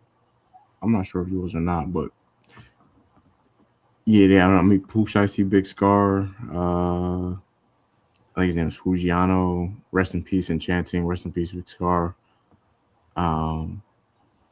Yeah, man. Sad story all around. If I was younger, I wouldn't say I would find it funny, but I'd probably have more jokes. Like, if I was maybe like 5-10 years younger. I just think, I don't know. I just look at it now like, I know the mental conditioning you have to go through to be at a point in your life where you're a famous rapper 5 years ago, like, and you still was robbing people back then and shooting people in a club, and for you to get like a wrist slap for that, and then come back a few years later, and it's just completely like this is a real crash out. Not this ain't what the white teenagers when they be misusing the phrase crash out. Like, no, this is an actual crash out. So yeah, to watch him do that, I know you gotta. It just comes from like the environment that you grow up in, to where you're conditioned to think that it's normal to set up a label meeting with your label owner and have like 8 guns pointed at him and to rob him and the people that he with, and just think that you're just gonna go about your life like everything is normal now. Right. I like the fact that like it'll be someone walking behind someone really close, and then they step on their ankles and they're like, "Hey, what?" And then the caption's like, "Old man crashes out on young kid." I don't know, guys. It's Can we say the last part? Old man crashes out on young kid. Oh yeah, it'll be something like that. Yeah, like they always over exaggerate it. Like, bro, that's not like somebody slightly raise their voice, like, yo, he's crashing out right now. Bro, that's not what crashing. No, this is really crashing out. Like, this is really legit crashing out. You made a decision. Chris Benoit, that's crashing out. Well, you just took it to the furthest extent of that's more than crashing out. That's like that's in its own category of crashing out right there. What's his name? That's Cassidy Campbell. Let's meet up and we crashing out. Yeah, OJ, that's crashing out right there, like that type of stuff. Allegedly. Oh yeah. Well, I don't think OJ did it. I think that's a whole other story right there, though. Prayers to Young Thug. Yeah, let's transition right there. Yeah, cause I don't. Bro. If somebody gonna do it, it's gonna be Charleston White. I don't think they're gonna lock him up for that. Only reason I'm saying it because I feel like he was probably antagonized, and I think the people, at least I hope they take it into account that like Charleston White is even though he's funny, he's entertaining, he's a dickhead, and he is the type of person who like antagonizes people and then tosses their hands up when people get back aggressive with him. So I hope the judge or whoever's in charge of I don't know the legal system that well, but I just hope they take into account that this person was like antagonizing. Nah, facts. Yeah. I feel like they also don't have no real evidence, so I feel like they're gonna be straight. I'm gonna tell them you was with gang members. That's a crazy thing, but it's on brand. It ain't like he been like portraying himself to be something else. He been telling us this whole time. He tells on people. Right. No, for real. Well, what do we want to go to next? You be following if you're talking to a girl, would you follow her pet page? Her pet page? Nah. Now they be making pages for their dogs and stuff. Yeah. No, that's I don't even most of the time, maybe because I don't have Instagram, so like, but most of the time I don't follow most of the women I talk to in real life. Like, I don't know, like if I've met certain women through social media, so obviously like them, I followed them, but like there's a lot of time I don't even ask no more at this point. Like I low key don't want to see it. I want that to be like your own separate world. Whatever you're doing on Instagram, like if you got a page for your pet hamster, like that's, do your thing. But I think it's kind of weird. I'm not into it, but Yeah, nah, facts. That's how I be feeling. I'd be like people who be having pages for their pets and stuff. I just be like, bro, that is I don't know. I feel like it's kind of weird, and it's like nobody cares that much about your pet, bro. Like that. And what you say, Rashad? I was just gonna say like it's kind of crazy having a kid because it's like you have a kid, it's like a life changing thing. Like you just added a life, to them, and like this life depends on you and everything that you do and stuff. So like it's a big deal to you because it's a big deal. Nobody really cares outside of you, and that's like kind of insane. Yeah, I mean, I think people like if you post it to like your page or something like, people gonna care about your dog to an extent, but nobody cares to see a whole page dedicated to them to see little updates and stuff. But I mean, hey, at the same time, the pet pages do be having thousands of followers, so somebody does care, Like I just don't. I mean, when I be seeing it, I just be like, bruh, like, are you serious? Like, why does like this? It'd be funny when people, girls, be having those pages for their kids, and it'd be like it'll be a picture of like let's say like a little baby, and then being held, and it's like, mommy told me that this time I can get the big lollipop, and it's like her holding like a lollipop or something. It's like that baby didn't write that caption. Like, No, that reminds me of when DJ Khaled, when his son, I feel like he started the trend, bro. Well, because Asad, his first son, had the Instagram page when he was a baby. He used to be commenting on his page like he was having a real conversation with him. Like he would tell him like, "Yo, send me this song" or whatever. yeah, It's I don't know. I think some people have good intentions when they monetize their kids. Like I don't think that they're doing it maliciously, but I do think more times than not when people do that with their kids, it's for the sake of the money. And I don't know. It's kind of weird to me, especially in this era now where we know how many like creepy online, like I don't know if yeah, this is the one right here. Like this is hilarious. This is a full caption, bro. Like thanks, yo. Assad, send me this video. Crazy. Assad in all caps is hilarious too. The little baby playing the piano. Yeah, no, that was hilarious. But yeah, no, the pet pages are it's nuts, bro.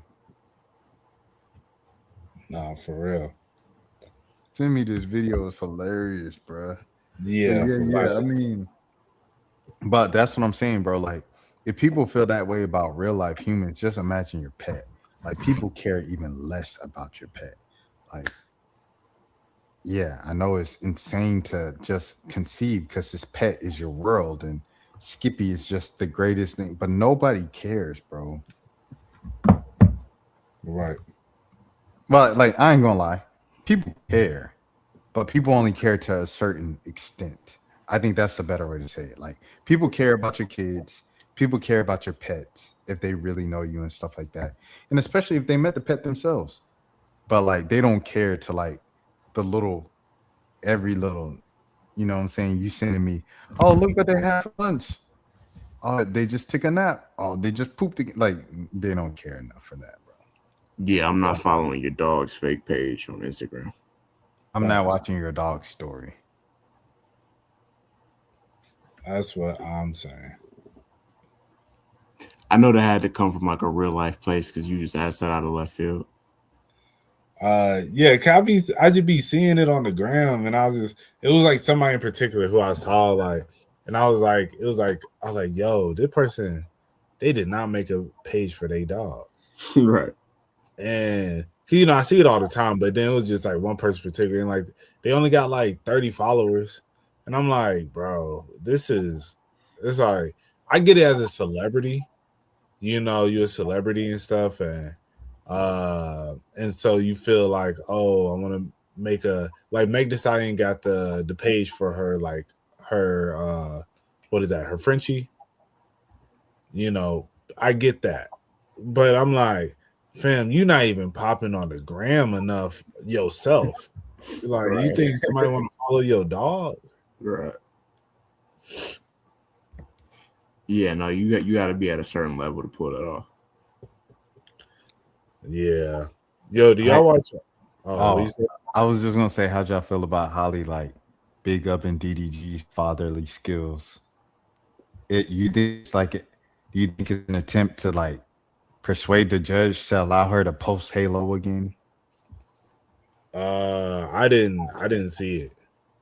Yeah, I didn't see it either. But So she's currently on the press run for her latest movie, and on one of the sit-down interviews, she was asked about motherhood and her son, and then she like raves about her son, and then she goes, you know, when he's with his dad, he sends me a bunch of pictures and like this is what he's doing. He's having a good time today, and his dad really does a good job of communicating with me what's going on.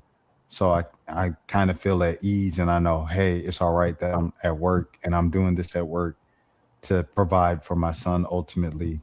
So it's help. She was just big up and saying all the things that she was saying about him before the entire fiasco went legal. So it was just something I thought was interesting.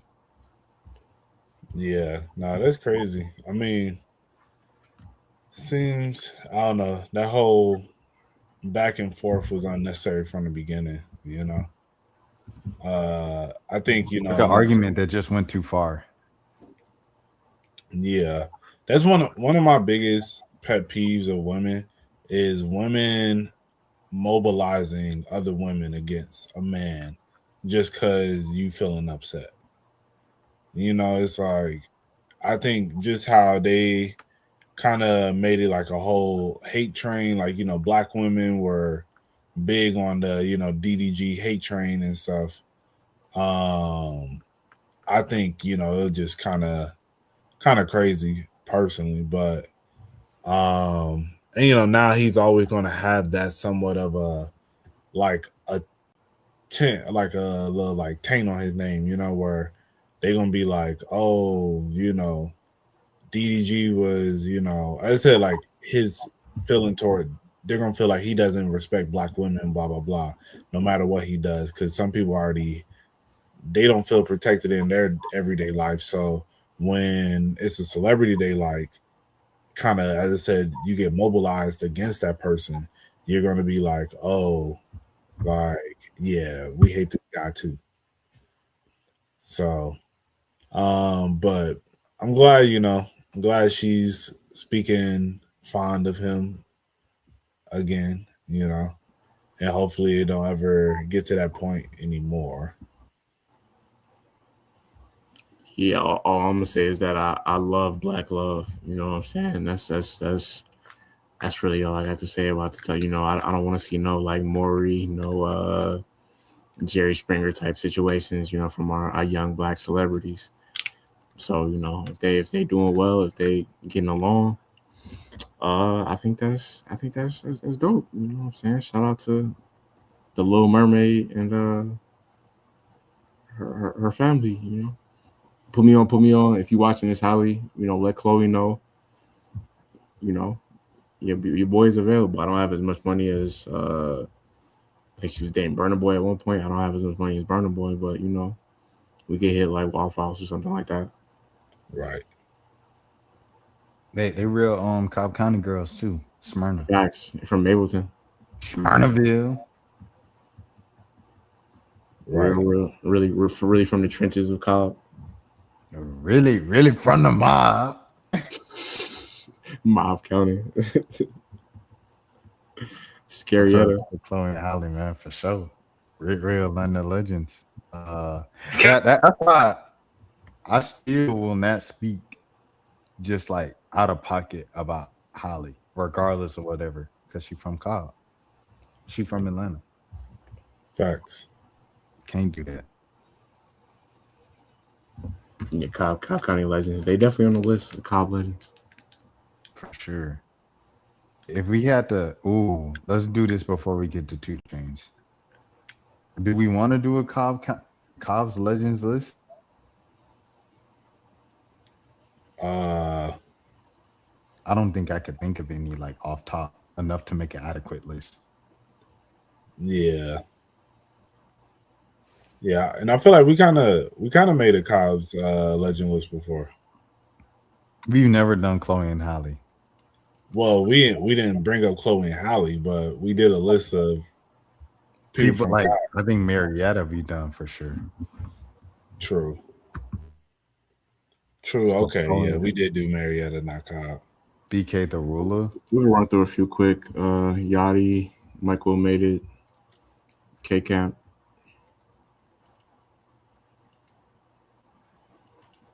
It's too many athletes to name, bro. We be here all day. Like NBA players. It's a bunch of people in the NBA right now that's from Cobb. Like, Nah, you gotta be you gotta be Jaylen Brown, bro.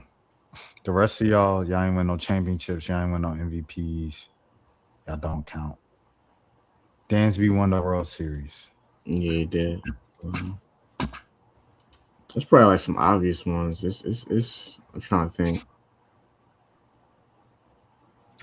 Julia Roberts. Julia Roberts from Cobb. She from Smyrna. Yeah, I about to say she went to Campbell. Julia Roberts. We talk Pretty Woman Julia Roberts. Yeah. Yeah. You know, like MLK, like her goddad. I didn't know, bro. That just blew my mind. And then Campbell of all high schools is crazy. Yeah. I would have thought like Walton or something like that. She from That's from crazy. Julia Roberts is from Cobb County. Julia Roberts from Smyrnaville. But let's be real. Cody Rhodes, wrestler.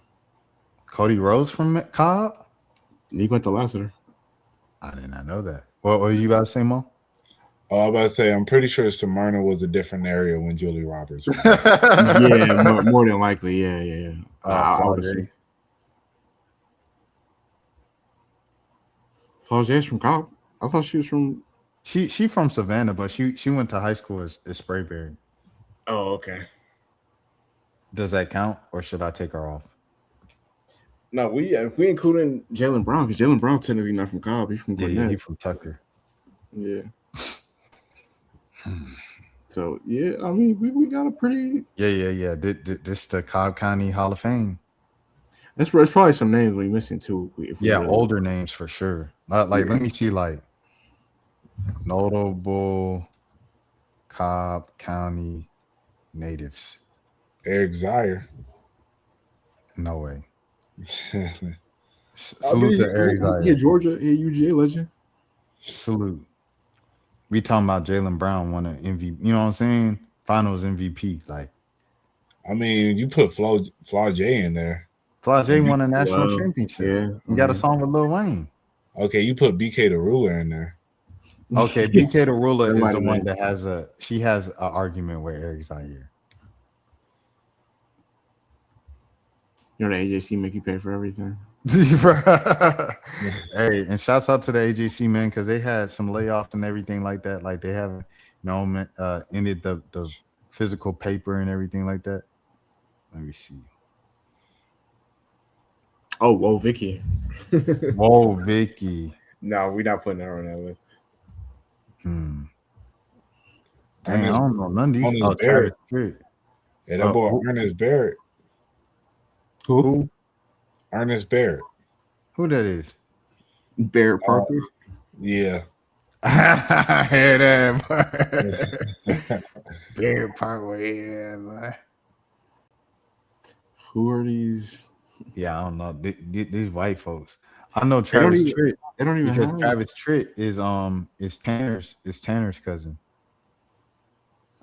They don't even have half the people we have around. He used to say it all the time. He was like, Travis Tritt's my cousin. I had no idea who that was.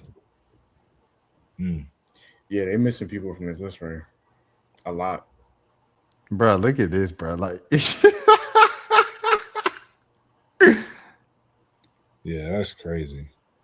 Yeah, like come on, that can't be what we known for. Like Mike Will made it not on here, but Lynn Turner is. You probably gotta look it up by city and Cobb. Like you gotta go Marietta, Austell, Smyrna. I still know none of these people, bro. De'Erica. De'Erica's up here? No, I'm just saying Oh, De'Erica. you're just saying in general. All right, I'll add De'Erica. Lauren Simmons. Lauren Simmons for sure. Lauren Simmons for sure, yeah. Lauren Simmons. Are we going Jordan Sutherland? Yeah, we can. Sure, why not?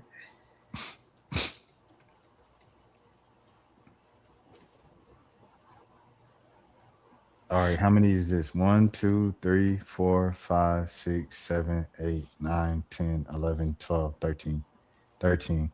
Let me see. Hold on. Let me see something real quick.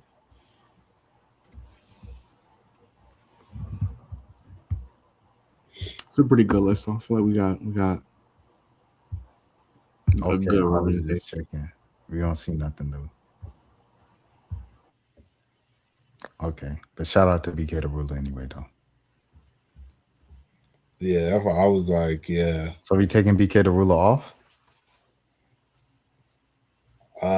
I mean, if we doing legends, I probably wouldn't put her, to be honest. So we going Julia Roberts, Chloe and Halle, Lil Yachty, Mike Will Made It, Jalen Brown, Dansby Swanson, K Camp, Cody Rhodes, Flage, Erica Hamby, Lauren Simmons, Jordan Sutherland. I mean, he's dunked all over the world. He's got a commercial with Spike Lee right now. Hey, we can put him in. I ain't mad. He's more local as far as us knowing him. Like I don't know if he's like a household name, but just for what he's accomplished, I mean, I ain't gonna hate on the man at all. There's Hilary Duff's in the movie, like there was like Cinderella or something like that, and the male actor in it, he's from Marietta. He used to tutor at my little after school program. I'm trying to see his name. It wasn't the Lizzie McGuire movie, was it? No. It was this movie, A Cinderella Story. Dan Bird. Yeah, Dan Bird, yeah. Oh, okay. I've seen him in other movies before. Mm-hmm. Yeah, he I used to come to our after school program and stuff like that. Yeah, raised in Marietta. Oh, that's crazy. I ain't know that. Mm-hmm. And then cause like he came and then they was like, y'all know who this is? And we was like, no. And then they like played the movie and I was like, bro, that's you. And he was like, yep. I was like, dang, you know Lizzie McGuire? He was like, well, I don't know her, but we did a movie together. And I remember asking him questions for like the rest of the movie. Yo, Hilary Duff is a fine white woman. I don't be knowing what's AI and what's like a real picture of her. Hey, the real ones that I have seen, fine. Isn't that a fire drill? This is the real thing. Yeah, I've seen some good photos, but like you said, I don't be knowing what's like AI or what's photoshopped or whatever. I'm trying to see because it's like I feel like the class needs to get cut down to 10, to be honest, bro. Like it need to be 10 at a time. You can't be letting Amari Stoudemire get in the Pro Basketball Hall of Fame. First ballot. Yeah, I mean, I'll be real. You could probably take Dan Bird out. All right, here we go, man. 1, 2, 3, 4, 5, 6, 7, 8, 9, 10, 11, 12. 2 gotta go. Jordan? Yeah, I'll say Jordan will probably go. Respect to Jordan. Yeah, shout out Jordan. And then maybe it's between Flage and De'Erica. All right. Do we need to do this?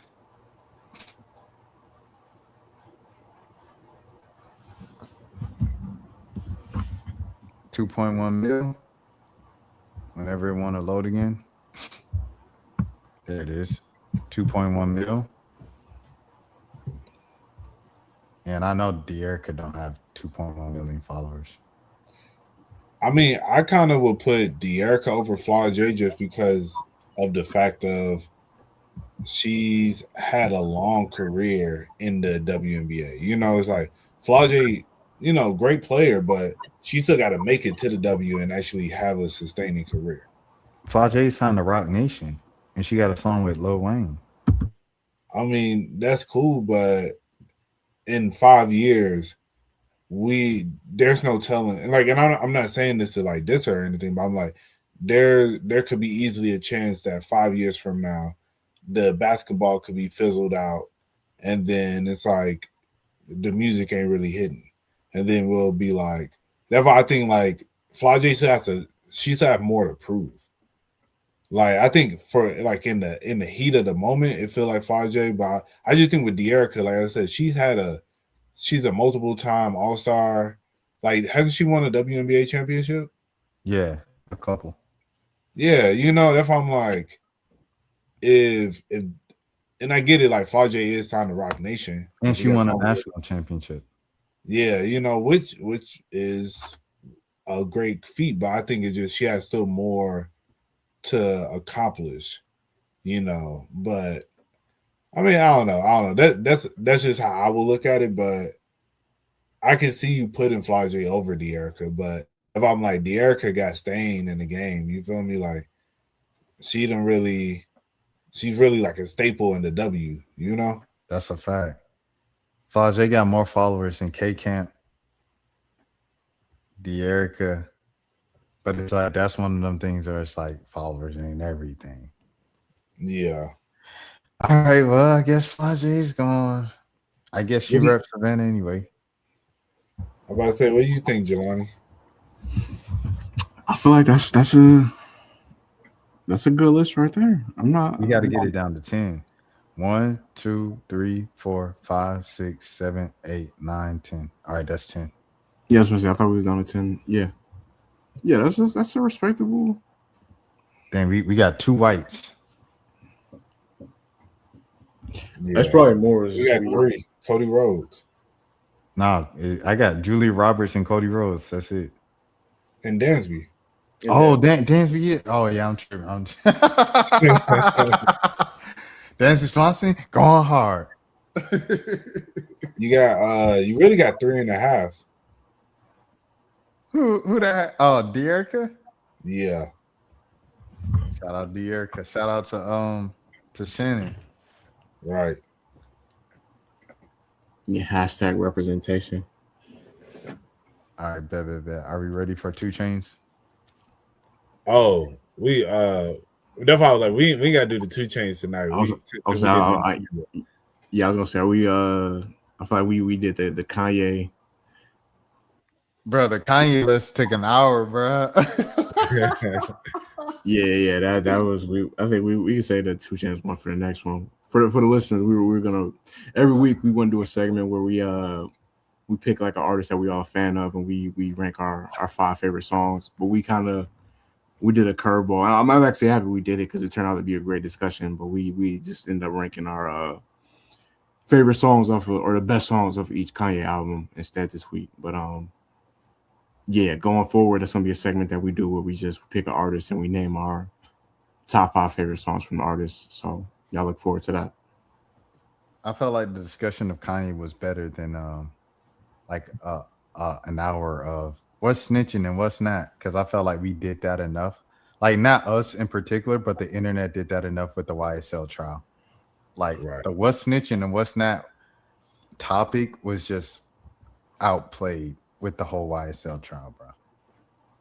No, facts. Yeah, so that's why I do definitely think the Kanye conversation was good. It gave us, got to go down memory lane, and as I said, made me want to go back and listen to a few of those albums again. I'm not going back to Vultures 1 or Vultures 2. Oh yeah, I'll go back to Donna though. I'm not going back to either one of those. Or Yay. I'm probably not going back to Jesus is King, but I'll go back to Donna for sure. I would say of those, I mean, I gotta go back to Donna myself, but Jesus is King, bro, is actually a pretty good album. I would recommend it. Okay, it's a good gospel album. Mm-hmm. I'll go back. The songs that I did here wasn't whack. It just was like I don't know. It was a weird time in his career, but I'll go back. I like the Sunday Service album too. Oh yeah. Yeah. That has some stuff on there. Yeah, I heard that was kind of fire. But all right though. Is that it, fellas? Yes, sir. All right. Where can the people find you guys? You can find the podcast on Instagram at the 1 a.m. podcast. You can find us on TikTok at dope. Hold on, because I always it's like it's weird, bro. It's an underscore in here somewhere. I apologize for the delay, but yeah, if y'all want to introduce yourselves real quick, I'm about to look up the TikTok for the podcast. So, yeah, you can find me on TikTok at RubberBandMo. You can find me on Instagram at RBMO ____, and you can find me on X. My fault, bro. I'm looking at the name of the pod. I got to throw it off. Nah, you good. But yeah, you can find me on X at Monos _. So yeah, we out here. Yeah, it is just the 1 a.m. pod. See, I'm sitting here trying to figure out what it is. It's literally just the 1 a.m. pod. But on Instagram, it's the 1 a.m. podcast. Full spread out. TikTok, the 1 a.m. pod. So yeah. Nah, you know what would have been good this week? Top 5 404 songs. Yeah. Dang. Yeah, we should did that. Well, I mean, we're gonna be back next week. We're gonna give y'all our 404 day recap, and and then we can go and get into it then. Yeah, I'm literally trying to decide right now if I'm gonna go outside or not. It might be in the crib this weekend, but we'll see. All right, that's the bet. We should just hit my line. I'll be outside. Which was we'll talk when the podcast. I was about to say, should we end the pod first? Yeah. All right, y'all. We out. Appreciate everybody who was tapped in. We had we got somebody watching right now. What's up? Hey, salute. We about to log off though. All right. See y'all next week. Peace. 1 a.m. Now, throw your motherfucking hands. Get 'em high.